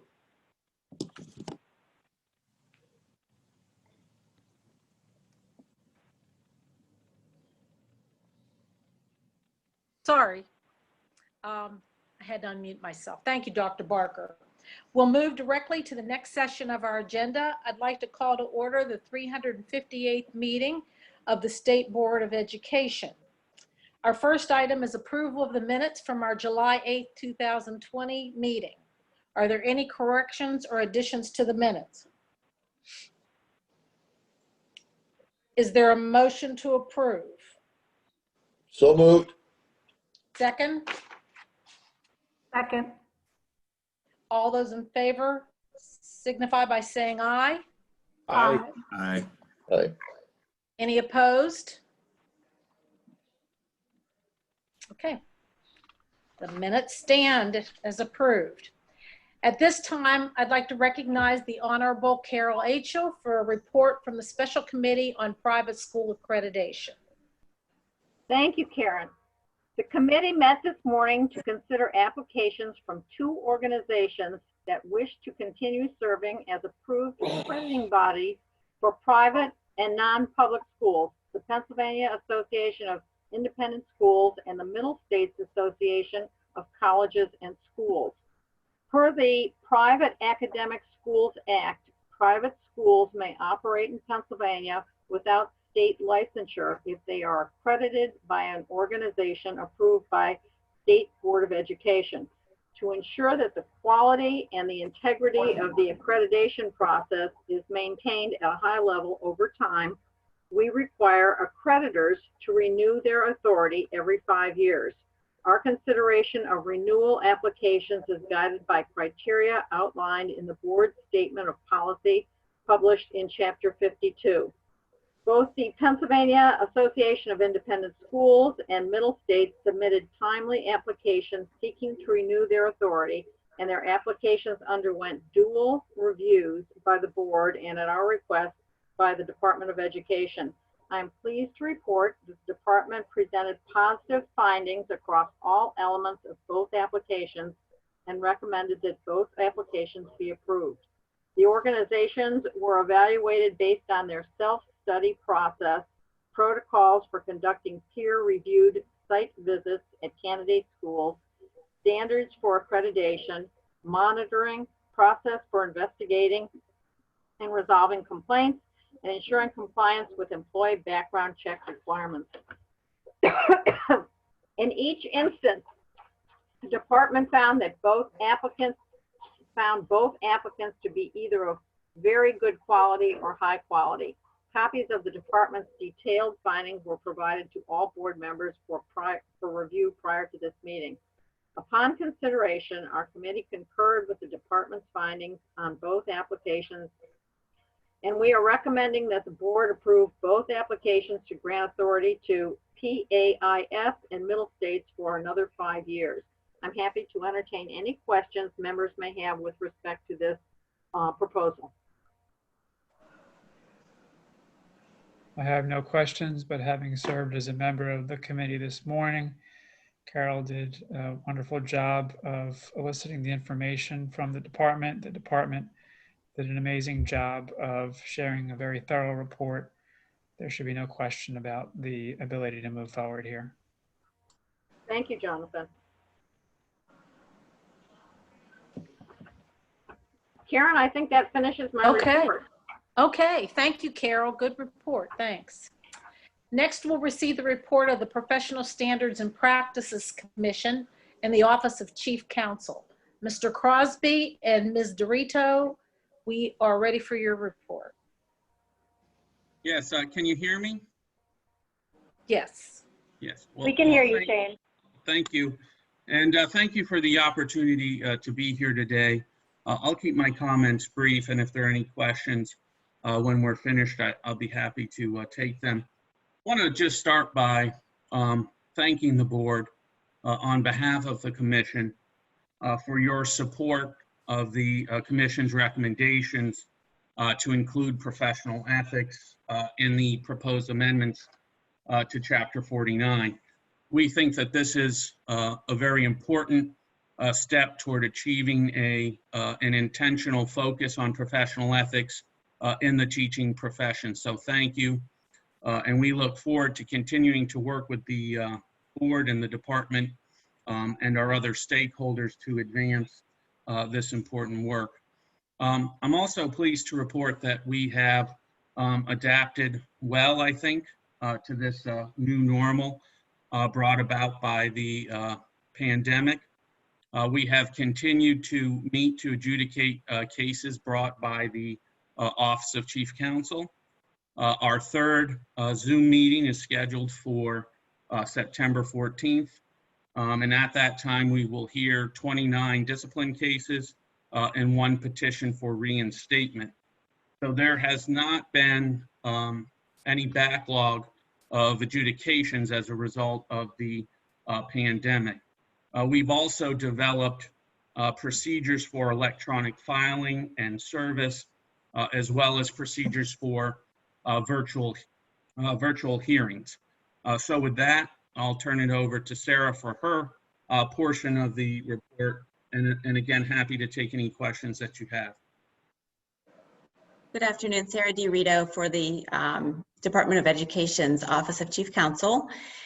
We too have amended our traditional processes in order to pivot for the change in location for all of our staff. We were fortunate enough to continue to telework during this time, and that is with respect to all of our complement.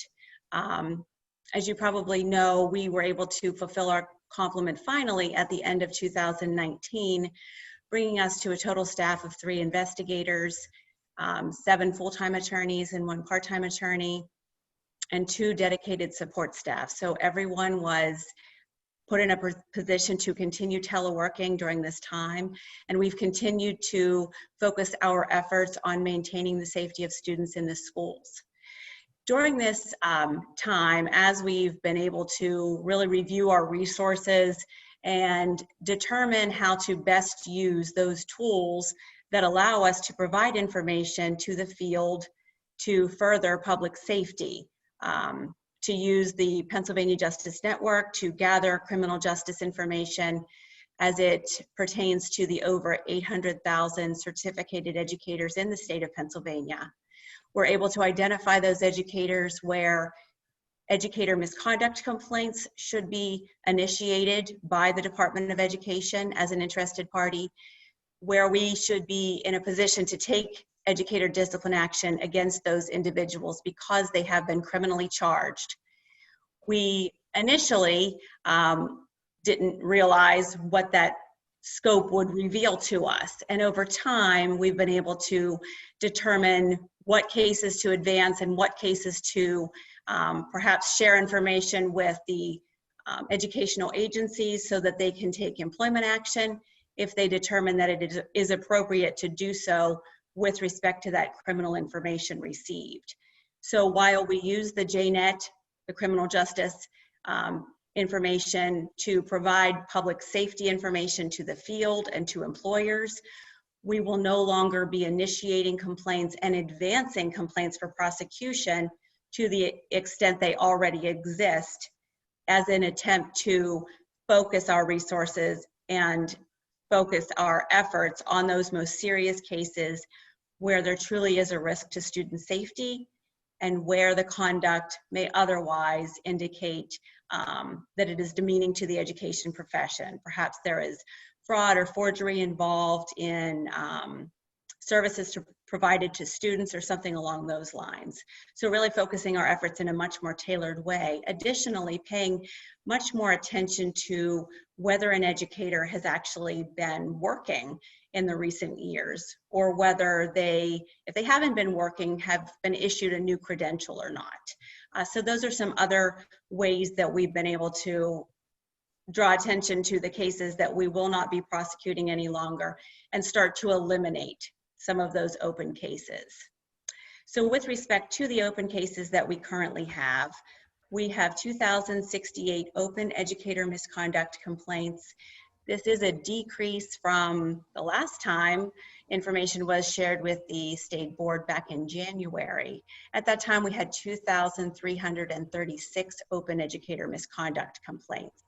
And just to break that number down a little bit further, with respect to those matters that we will not be initiating complaints on or will not be prosecuting any longer to the extent we have open complaints on these individuals, we will be eliminating those complaints, and that comprises approximately 1/2 of that number. So nearly 1,000 of that current number of 2,068 does involve allegations of criminal charges or criminal conduct that is not of the type that we will be advancing for the imposition of discipline, but where we share the information with the local educational agencies to take appropriate employment action if deemed appropriate by the LEA, and where we've indicated on the teacher information management system to potential future employers that this person, this educator, is pending criminal charges.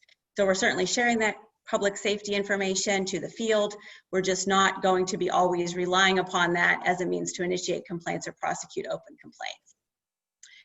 Additionally, to break the data down a little bit more for you, about 369 of that 2,068 complaints have been designated as high priority complaints. And what this means is when the complaint comes in, we identify that it is a high priority matter, which should be treated in a more expedited fashion. It should be investigated in a more expedited fashion by our professional conduct investigators.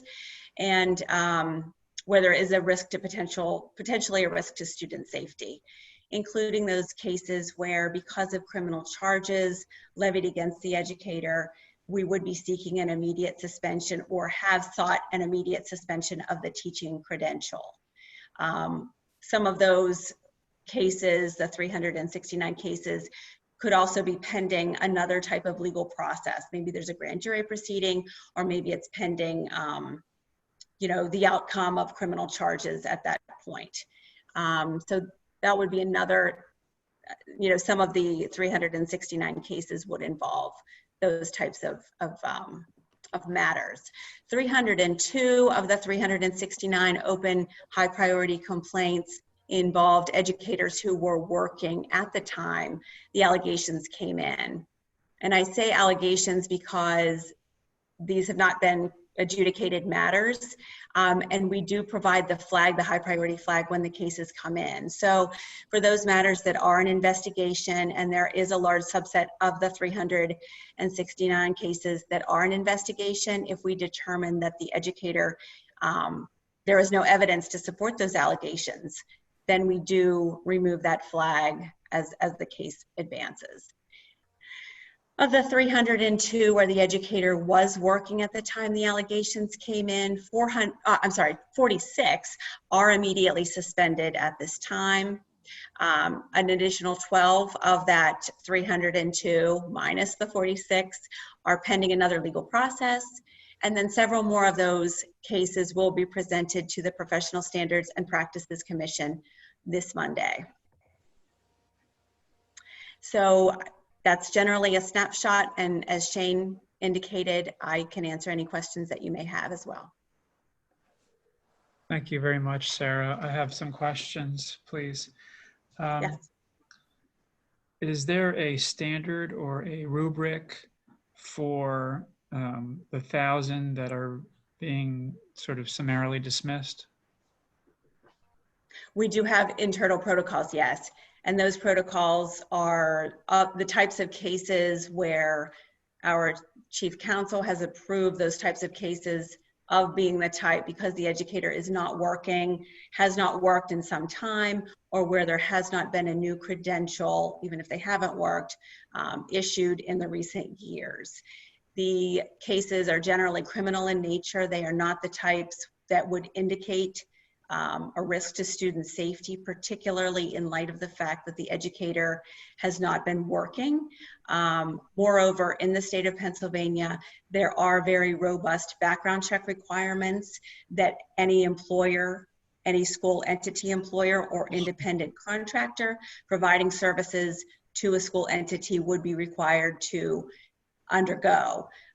There is a robust employment history review that also captures, in addition to the 3 standard background checks in Pennsylvania, types of conduct that may involve allegations of child abuse or allegations of sexual misconduct, as that term is defined in the Educator Discipline Act. So we do rely on the fact that employers in the over 500 school entities in Pennsylvania would have to vet that individual before hiring them.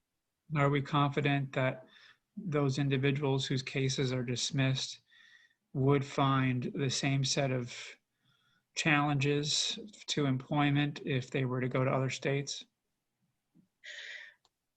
Not necessarily. You know, I think that Pennsylvania has a very robust background check, and employment history review process that the other jurisdictions don't necessarily have. So with respect to those allegations where student safety is a concern, where there are allegations of sexual misconduct, some of the boundary violations that are hinting at a progression towards sexual misconduct, we continue to maintain those cases as high priority, or other important cases that we will seek to take professional disciplinary action against the educator, so that we can provide that notification through our reciprocal sharing process with the other jurisdictions. Doesn't then create an incentive for the lower level case individuals, those teachers, to move out of state and then find employment elsewhere and sort of restart? And isn't there some kind of implicit risk that goes with that? I mean, just because they're not working, I'm not sure that that's enough of a standard for sort of saying, okay, your case is over, and we'll do Well, background checks on you and make sure that we don't hire you again. I mean, what if there's, I'm assuming that you're including in those kinds of things like small amounts of marijuana. Well, what happens, if there's multiple small amounts and the person is actually dealing, which as a former prosecutor, I used to see that all the time, where you would get small amount prosecution for the same person over a course of years. And in fact, they were a dealer later on. So, I mean, I don't know that it's good policy to be shipping out teachers to other states, because it creates risks for them that we certainly don't want in our own state, but that we shouldn't want in our country. Sure, and that's a very good point to raise. With respect to those educators where they have been the subject of criminal charges, we do rely upon other information, such as whether the educator does have some sort of a criminal record, whether the educator did successfully complete maybe a drug court program, whether the educator has other indicators that they may be employed at some point in the near future, such as a tender age or having recently received a teaching certificate.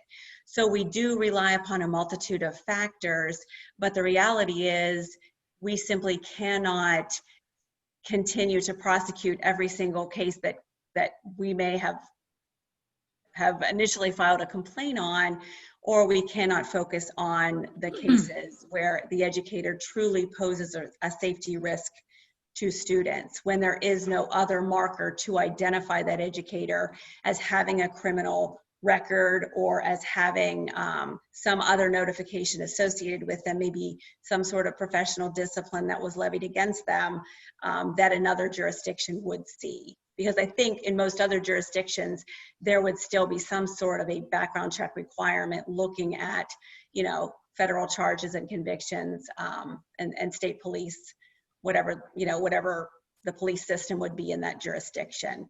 Right. But truly, with the other jurisdictions, we can only rely upon the information that we have and look at the safeguards that we do have. But by no means are we passing on educators without seeking the imposition of professional discipline when it is determined that there's a potential safety risk to students. Well, I'm concerned about your statement that you can't sort of prosecute all those cases.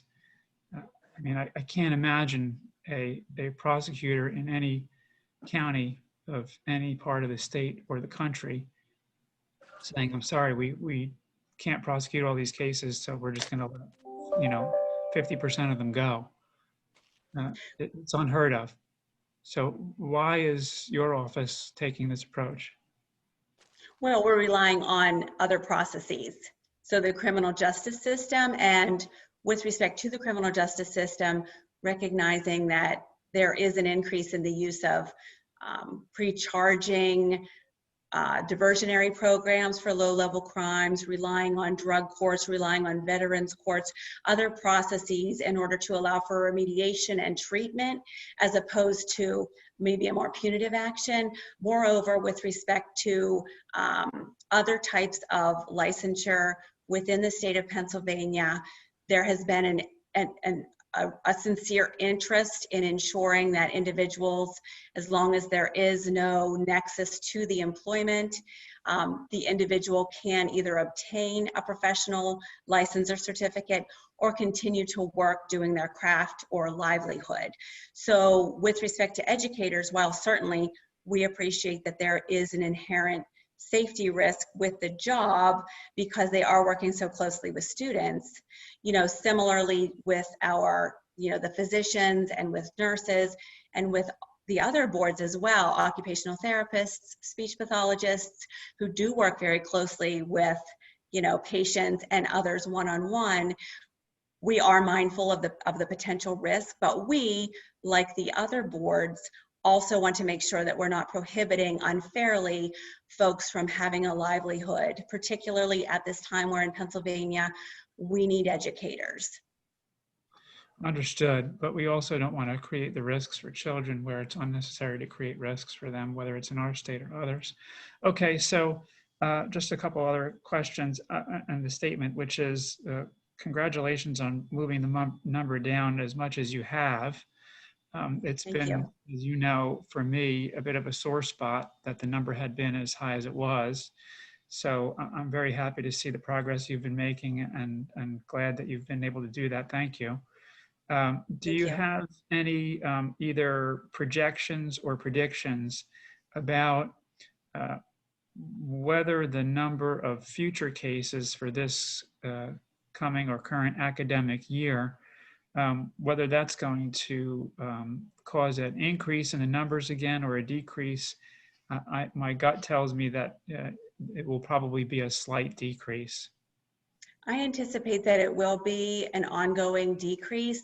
One of the things that we've also been mindful of as we've been able to achieve our complement and work together, even with the pandemic, we've been able to amend some of the traditional ways that we've done things to further enhance our efficiency and find solutions that allow us to cut through some of those complaints, maybe complaints that are coming in that we can identify as not being legally sufficient to advance. We're identifying those right away, eliminating them, and cutting that number down at the outset. So while we're accounting for the matter, we are logging it in, we're reviewing it, as with any complaint that comes in from any interested party, citizen, parent, other educator without a mandatory reporting requirement. Many different individuals do submit complaints to us, and many times they are not legally sufficient, but instead of, you know, creating a case assignment to an attorney, maybe dragging out the review and finalization and closure process, we're trying to identify which ones are not legally sufficient at the outset, educating our new complement staff as best we can, and working with folks so that we're increasing our efficiency all the way through our process. So always trying to refine our process to make it as smooth and efficient as possible, always being mindful to the safety of students being our large goal. Great. So thank you for answering all those questions and for working me through that. Is it possible for you to share the policy or process that you have for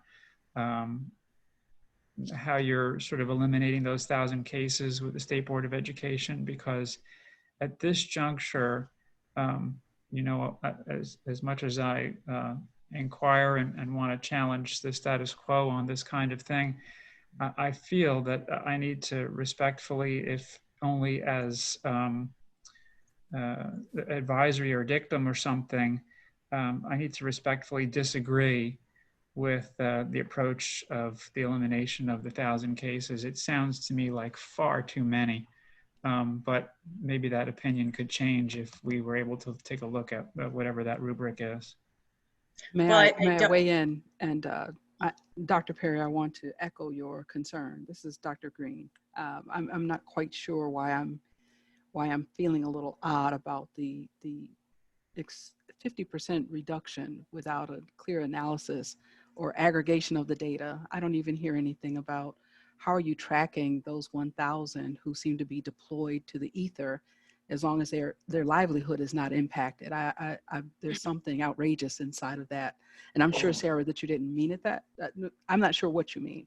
So I would love to know, I would love to know how you're tracking those 1,000 cases that don't meet the standards for legal criminality. Maybe that's what is that what you were saying? Well, no, many of those were the subject of criminal charges. And I can certainly provide a more comprehensive breakdown if that is what the state board would like for the next meeting, as long as I know in advance what you're asking for. But I don't, if I said we were going to eliminate 1,000 cases, I certainly didn't mean that. But what I meant was we have approximately 1,000 falling within the categories to potentially be of the type that would be eliminated because they involve crimes, at least the criminal charges at the outset, where we were filing complaints against these folks, which includes first offense DUIs, maybe some low-level theft charges, small amounts of marijuana, but these are perhaps educators who have no work history. The matter has been resolved through the criminal justice system. The information has been provided so that any potential employer would have to look on the teacher information management system to see that there were pending criminal charges and to see that the person had, among other things, the appropriate credential to do the job, whether they had been publicly, professionally disciplined in the past, etc. So that information is available to any potential employer in the school entity. In addition, we provide information through the use of our criminal justice, the use of JNet to notify current employers that one of their employees has been the subject of criminal charges. So we rely on a multitude of other safeguards as a way to eliminate some of these open complaints.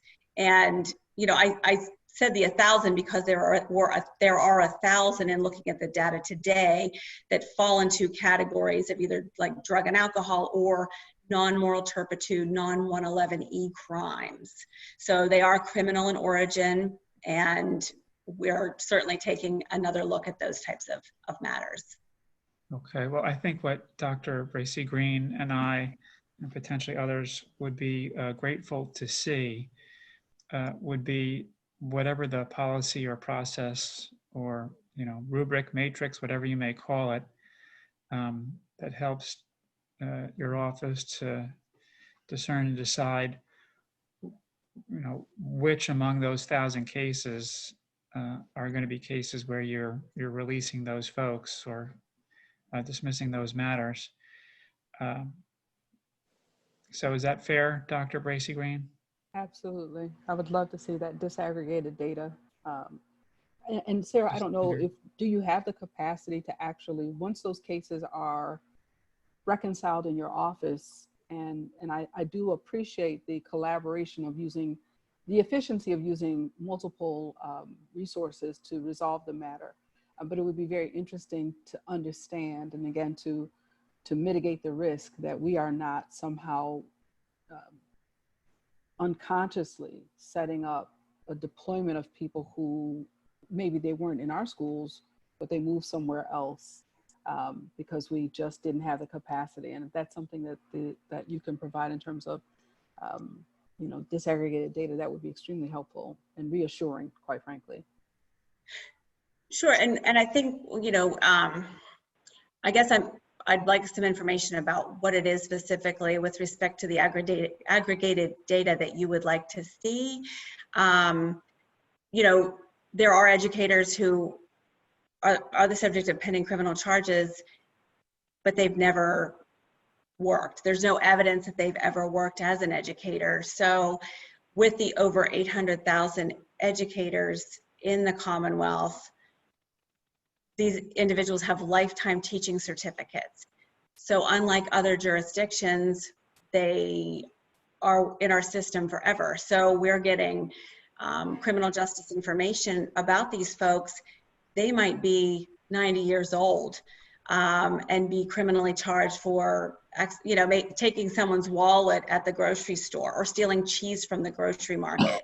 So, we really have a wide range of types of matters where we would have filed a complaint at one point in time, but after reviewing what we're working with and what we actually are seeing in terms of who is the subject of this complaint. This has been a refined process. There were many, many cases that we presented to the Professional Standards and Practices Commission, let's say for 2 DUI offenses. Somebody was convicted of maybe one of the DUIs, maybe got ARD for the first one, and the Professional Standards and Practices Commission would ask, was this person ever been working, ever worked? What's the background here? The person's age might be, rather high, 85, for example. And so over time, we've refined our process to get to the place that we are now. So by no means do I want anyone to just assume we said, okay, well, we'll just, slash a highlighter across the page here. We're just going to eliminate this half of the page. That's absolutely not the case. No, no one would suggest that. I think that in terms of refining the ask for the disaggregated data. So what you're presenting is that there are you receive complaints for people who have never been an educator, but because they've never been in service. They've not been pre-service, but because they have a licensure of some kind, as soon as a complaint comes in, a criminal complaint, by default, your office receives it for investigation. Is that what I understand? Not exactly, but when we first started using JNet, and over time, we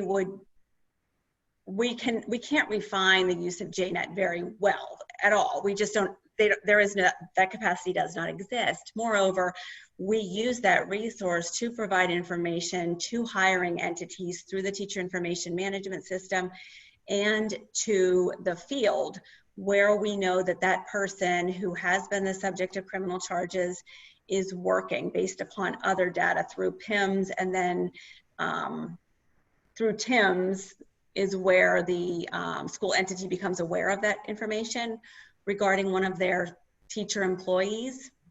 So we certainly can't decrease our use of JNet, but we have over time refined the manner in which we are filing complaints against that over 800,000 educators. So when we first started using JNet back at the end of 2013, and then for some time thereafter, we were filing educator misconduct complaints against anybody, any educator of that over 800,000 who received a DUI.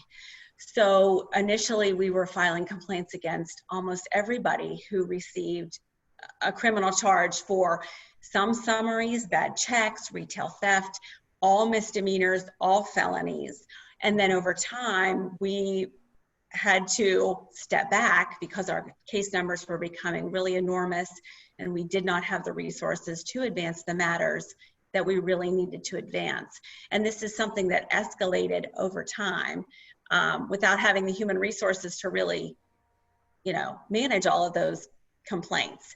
And so we, over the past several years, have really been looking at our process and who are we filing these complaints against, what matters are going before the commission. And just after receiving feedback and really looking at our processes and analyzing what we have to work with, we made some educated choices based upon the information that is available to hiring entities in Pennsylvania, based upon the information we provide as a service to LEAs in Pennsylvania, and really comparing ourselves as well to the other jurisdictions, where again, Pennsylvania has a very robust system for vetting educators before they come into the school entities.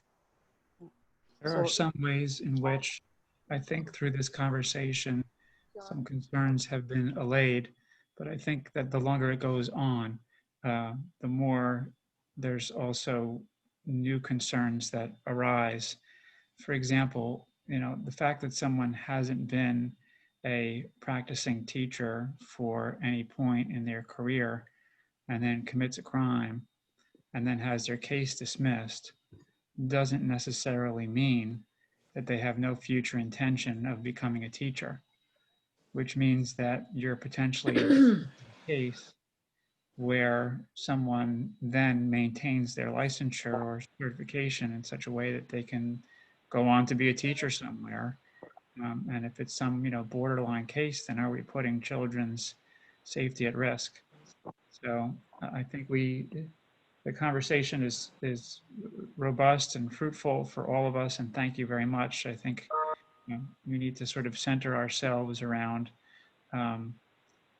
asking if we can take a look at whatever those standards are for the selection of those 1,000 cases, and then allow Karen to move on with the meeting here. So thank you. And I'd like to ask a question, if I may. I don't know if you can hear me. Whoever is just trying to ask their question, make sure you speak up because we can hardly hear you. Maureen. Hi, yes, of course. I'd like to identify another area that I'm concerned about. So I share Dr. Bracy Green and Dr. Perry's concerns here. And that is the category. Now, Dr. Perry just identified it. And that is the category of the dismissals of the criminal charges. It doesn't mean that there isn't also a risk that these teachers may have. But for many reasons, charges can be dismissed.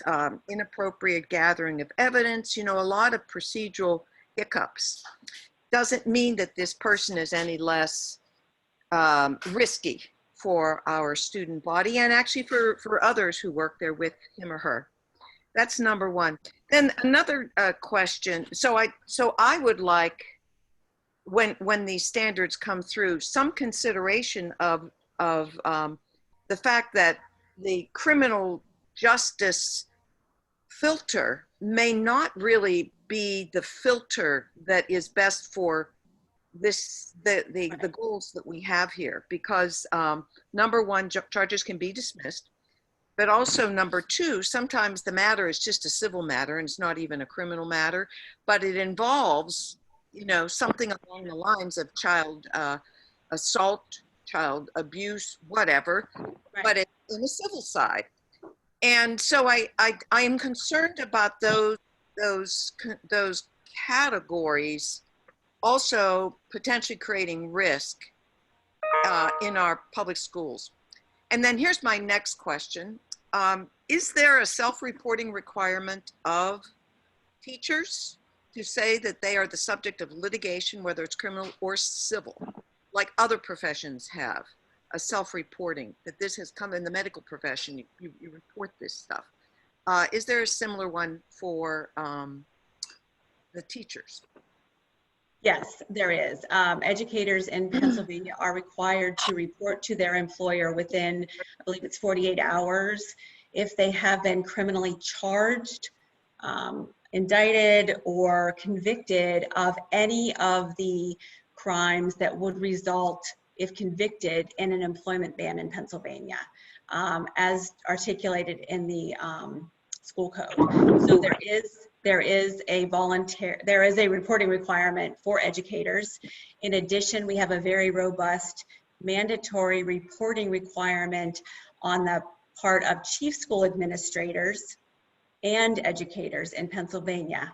If a chief school administrator becomes aware that an educator is the subject of criminal charges of a misdemeanor or felony, they are required by law to report to PDE that they learned of this. So if an educator is in Jamaica and is the subject of criminal charges there, they are required by law to provide that notification to their employer as long as the criminal charge was the type that would result, if the educator were convicted, in an employment ban. Then that chief school administrator, upon learning the information because of this self-report, as long as it was akin to a misdemeanor or felony, which it would be if it were the type that were required to be reported by the educator, the chief school administrator would be required to report that information to PDE. So even if if criminal conduct results in criminal charges outside of Pennsylvania and the chief school administrator learns of it because the educator has self-reported, we should be learning of it as well. And we provide a requirement that chief school administrators now review their reporting requirements in the teacher information management system on a yearly basis, signing off that they are aware of their reporting responsibilities and that there may be a disciplinary consequence if they do not abide by those requirements.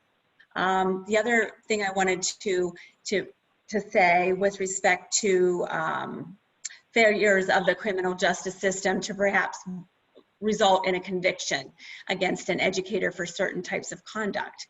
We are certainly aware of what our burden of proof is. It's much less with the preponderance of the evidence standard than the beyond a reasonable doubt standard. We have prosecuted successfully educators who have been the subject of criminal charges and then the educator has been acquitted, or the educator has been found not guilty, or the process has failed for some other reason. So we certainly are mindful of that, and that does not stop us, the failure of the criminal justice process to advance to a conviction. That does not stop us from evaluating our matter with our standard of proof, with the other factors, the other information that we may have and that we could bring to a hearing officer, and ultimately the Professional Standards and Practices Commission. So we are very mindful of that, always keeping student safety at the forefront.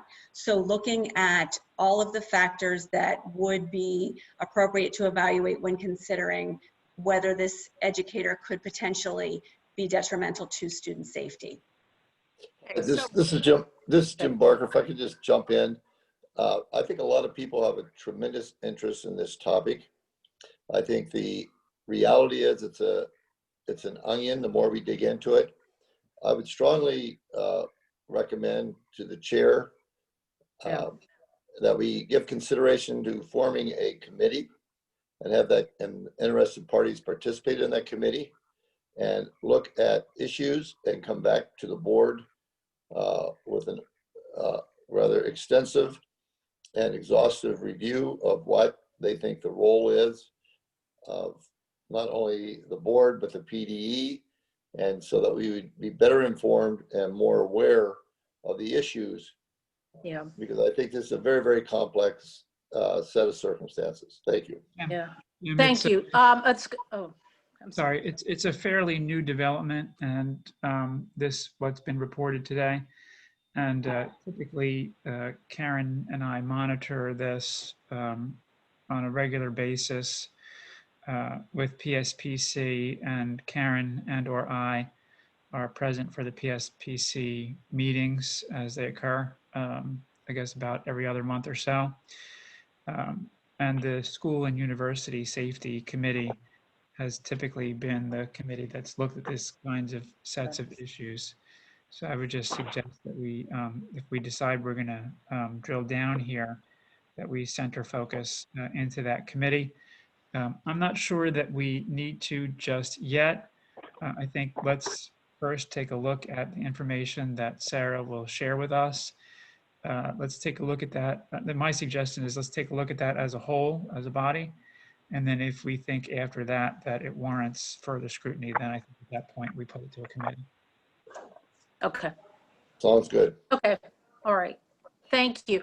We're going to have to move on. Thank you, Shane and Sarah. Thank you for your report. And we will keep us abreast, and we'll keep looking at this. The next item on our agenda is public comment. If there are any members of the public participating via webinar that would like to address the State Board of Education, please indicate by selecting the raise your hand icon on the toolbar. Staff will unmute you one at a time, and your comments will be limited to 3 minutes per person. Do we have any? Yeah. Karen, this is Stephanie. At this time, I do not see any hands that are raised. Okay. All right. All right. If there are any members of the public participating only via telephone that would like to address the State Board of Education, we'll unmute the line now and ask for the names of each person who wishes to speak. Staff will record a list of those who want to speak, and then we'll call on you individually to provide comment. Your comments will be limited to 3 minutes per person.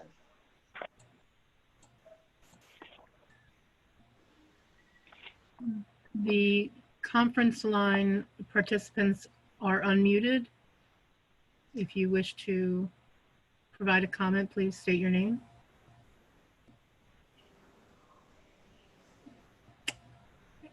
It looks as if there are none. Okay, there seem to be none. Okay, all right. So we'll now turn to our action items. First, I'd like to call up the application seeking renewal of accrediting authority for the Pennsylvania Association of Independent Schools that was discussed during the report of the Special Committee on Private School Accreditation. I'd like to recognize Mrs. Aishel for a motion. Thank you, Karen. I move that the State Board of Education approve the application of the Pennsylvania Association of Independent Schools seeking renewal of its current accrediting authority, and the association's authority be extended for a 5-year period ending September 9th, 2025. I need a second. Is there a second? Okay, any discussion on the motion?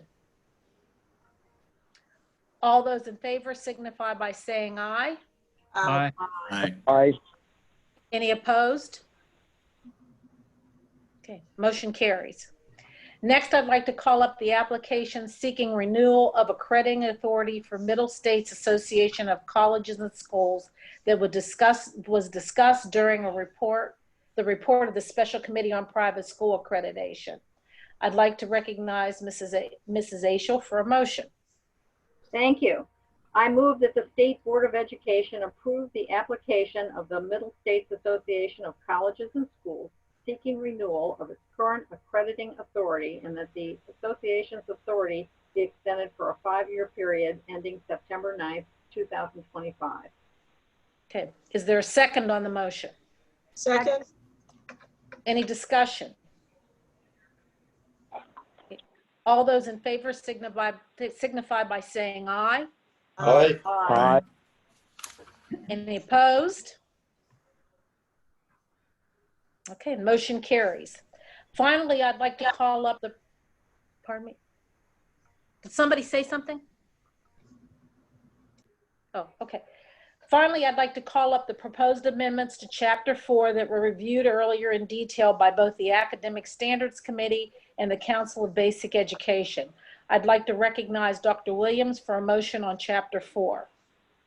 I move that the State Board of Education announce its intention to adopt proposed amendments to Chapter 4, inclusive of amendments presented in the annex, and the Pennsylvania Standards for Integrated Science, Environment, Ecology, Technology, and Engineering, grades K-5, the Pennsylvania Standards for Integrated Science, Environment, and Ecology, grades 6-12, and the Pennsylvania Technology and Engineering Standards, grade 6-12, presented in Appendix E1. Okay. Is there a second on the motion? Second. Any discussion? Madam Chair, I have a quick procedural question and comment. In our committee meeting surrounding this issue this morning, I did raise this as well. And my understanding is at this point, we are opening this more or less for the review process as opposed to a final adoption. Is that correct? Yes, that is correct. Okay, very good. And then my comment would just be, and I'll keep this as brief as possible because I know we're all on time schedules. Just going back to what Judd Pittman had said related to the statement that all students should be included within these standards. I feel that overall the committee did an outstanding job of preparing these, and there was an extensive amount of work done. My only concern just relates to the usage of the phrase specifically in endorsing that on the part of the state board of the Big Bang Theory. I understand that there are a number of scientific theories out there and so forth.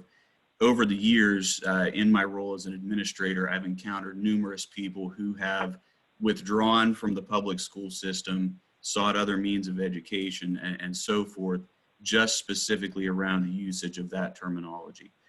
So my only proposal would be going forward is that the board would consider perhaps revising that language just to include universal origin theories or something that is a little bit more generic just so people who feel that that is a violation of conscience would feel included and able to participate not only in instruction in the classroom, but also in potential assessments that would come from the state, such as the PSSAs, or if there were a future Keystone exam that would be relevant to these specific standards. So I'm not suggesting that it be eliminated, but that it either be broadened or generalized, because there are some people who will be put off by that immediately and then ultimately leave our public schools and look for alternatives. So that's my only comment.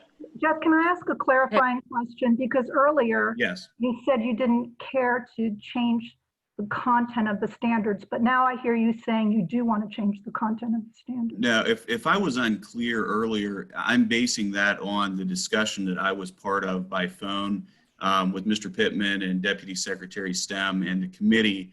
The intent, I think, of the standard is fine. So it's not saying that they should not be examining, theories of Earth and space origins and so forth. I think it's just using that specific theoretical wording. So if I was unclear on that earlier, I apologize. It's not the intent or the overall goal of the standard. It's just, I think, endorsing that one specific phrase is a bit of a trigger for some individuals. So that's all I want to say regarding that. As we move forward, you just want to make sure that that's part of the what we look into with the committee and with other feedback that we get from hearings. Absolutely. Thank you. Okay. Do we have a second? Second. Okay. We do have a second, Karen, Second. so if there is no further discussion on the motion, then it would be we need to appropriate to call conduct for the vote. Yeah, we need to conduct, because this matter involves a regulation, we'll have to conduct a roll call vote. So Ms. Jones, would you please call roll for the members to record their votes on the motion? On the motion, please answer yay or nay. Mr. Agris? Honorable Achel? Yay. Dr. Barker? Yay. Mr. Barrett? Yay. Dr. Bracy Green? Yay. Dr. Carnicella? Yay. Senator Dinniman? Ms. Dungy Glenn? Dr. Gunter Smith? Yay. Dr. Keeling? Yay. Honorable Lolly Green? Yay. Senator Langerholk? Dr. Perry? Yay. Representative Roebuck? Yay. Representative Sonny? Yay. Ms. Farmer White? Yay. Dr. Williams? Yay. Okay. 13 yeas, 0 nays. Okay, motion carries. Before we adjourn, I'd like to announce that I'm calling an executive session of the board to begin immediately following the conclusion of this meeting. The purpose of the executive session is to receive an update from legal counsel on the William Penn School District litigation. Members should log off of this webinar and join the executive session through the provided conference call number. Are there any other announcements before we adjourn? Okay, I will entertain a motion to adjourn. Second. Okay. So moved. Second? Second. Okay. Thank you. We are adjourned. So like I say, log off, use that number, call back in 5 minutes. Okay, thank you. Thank you. Thank you.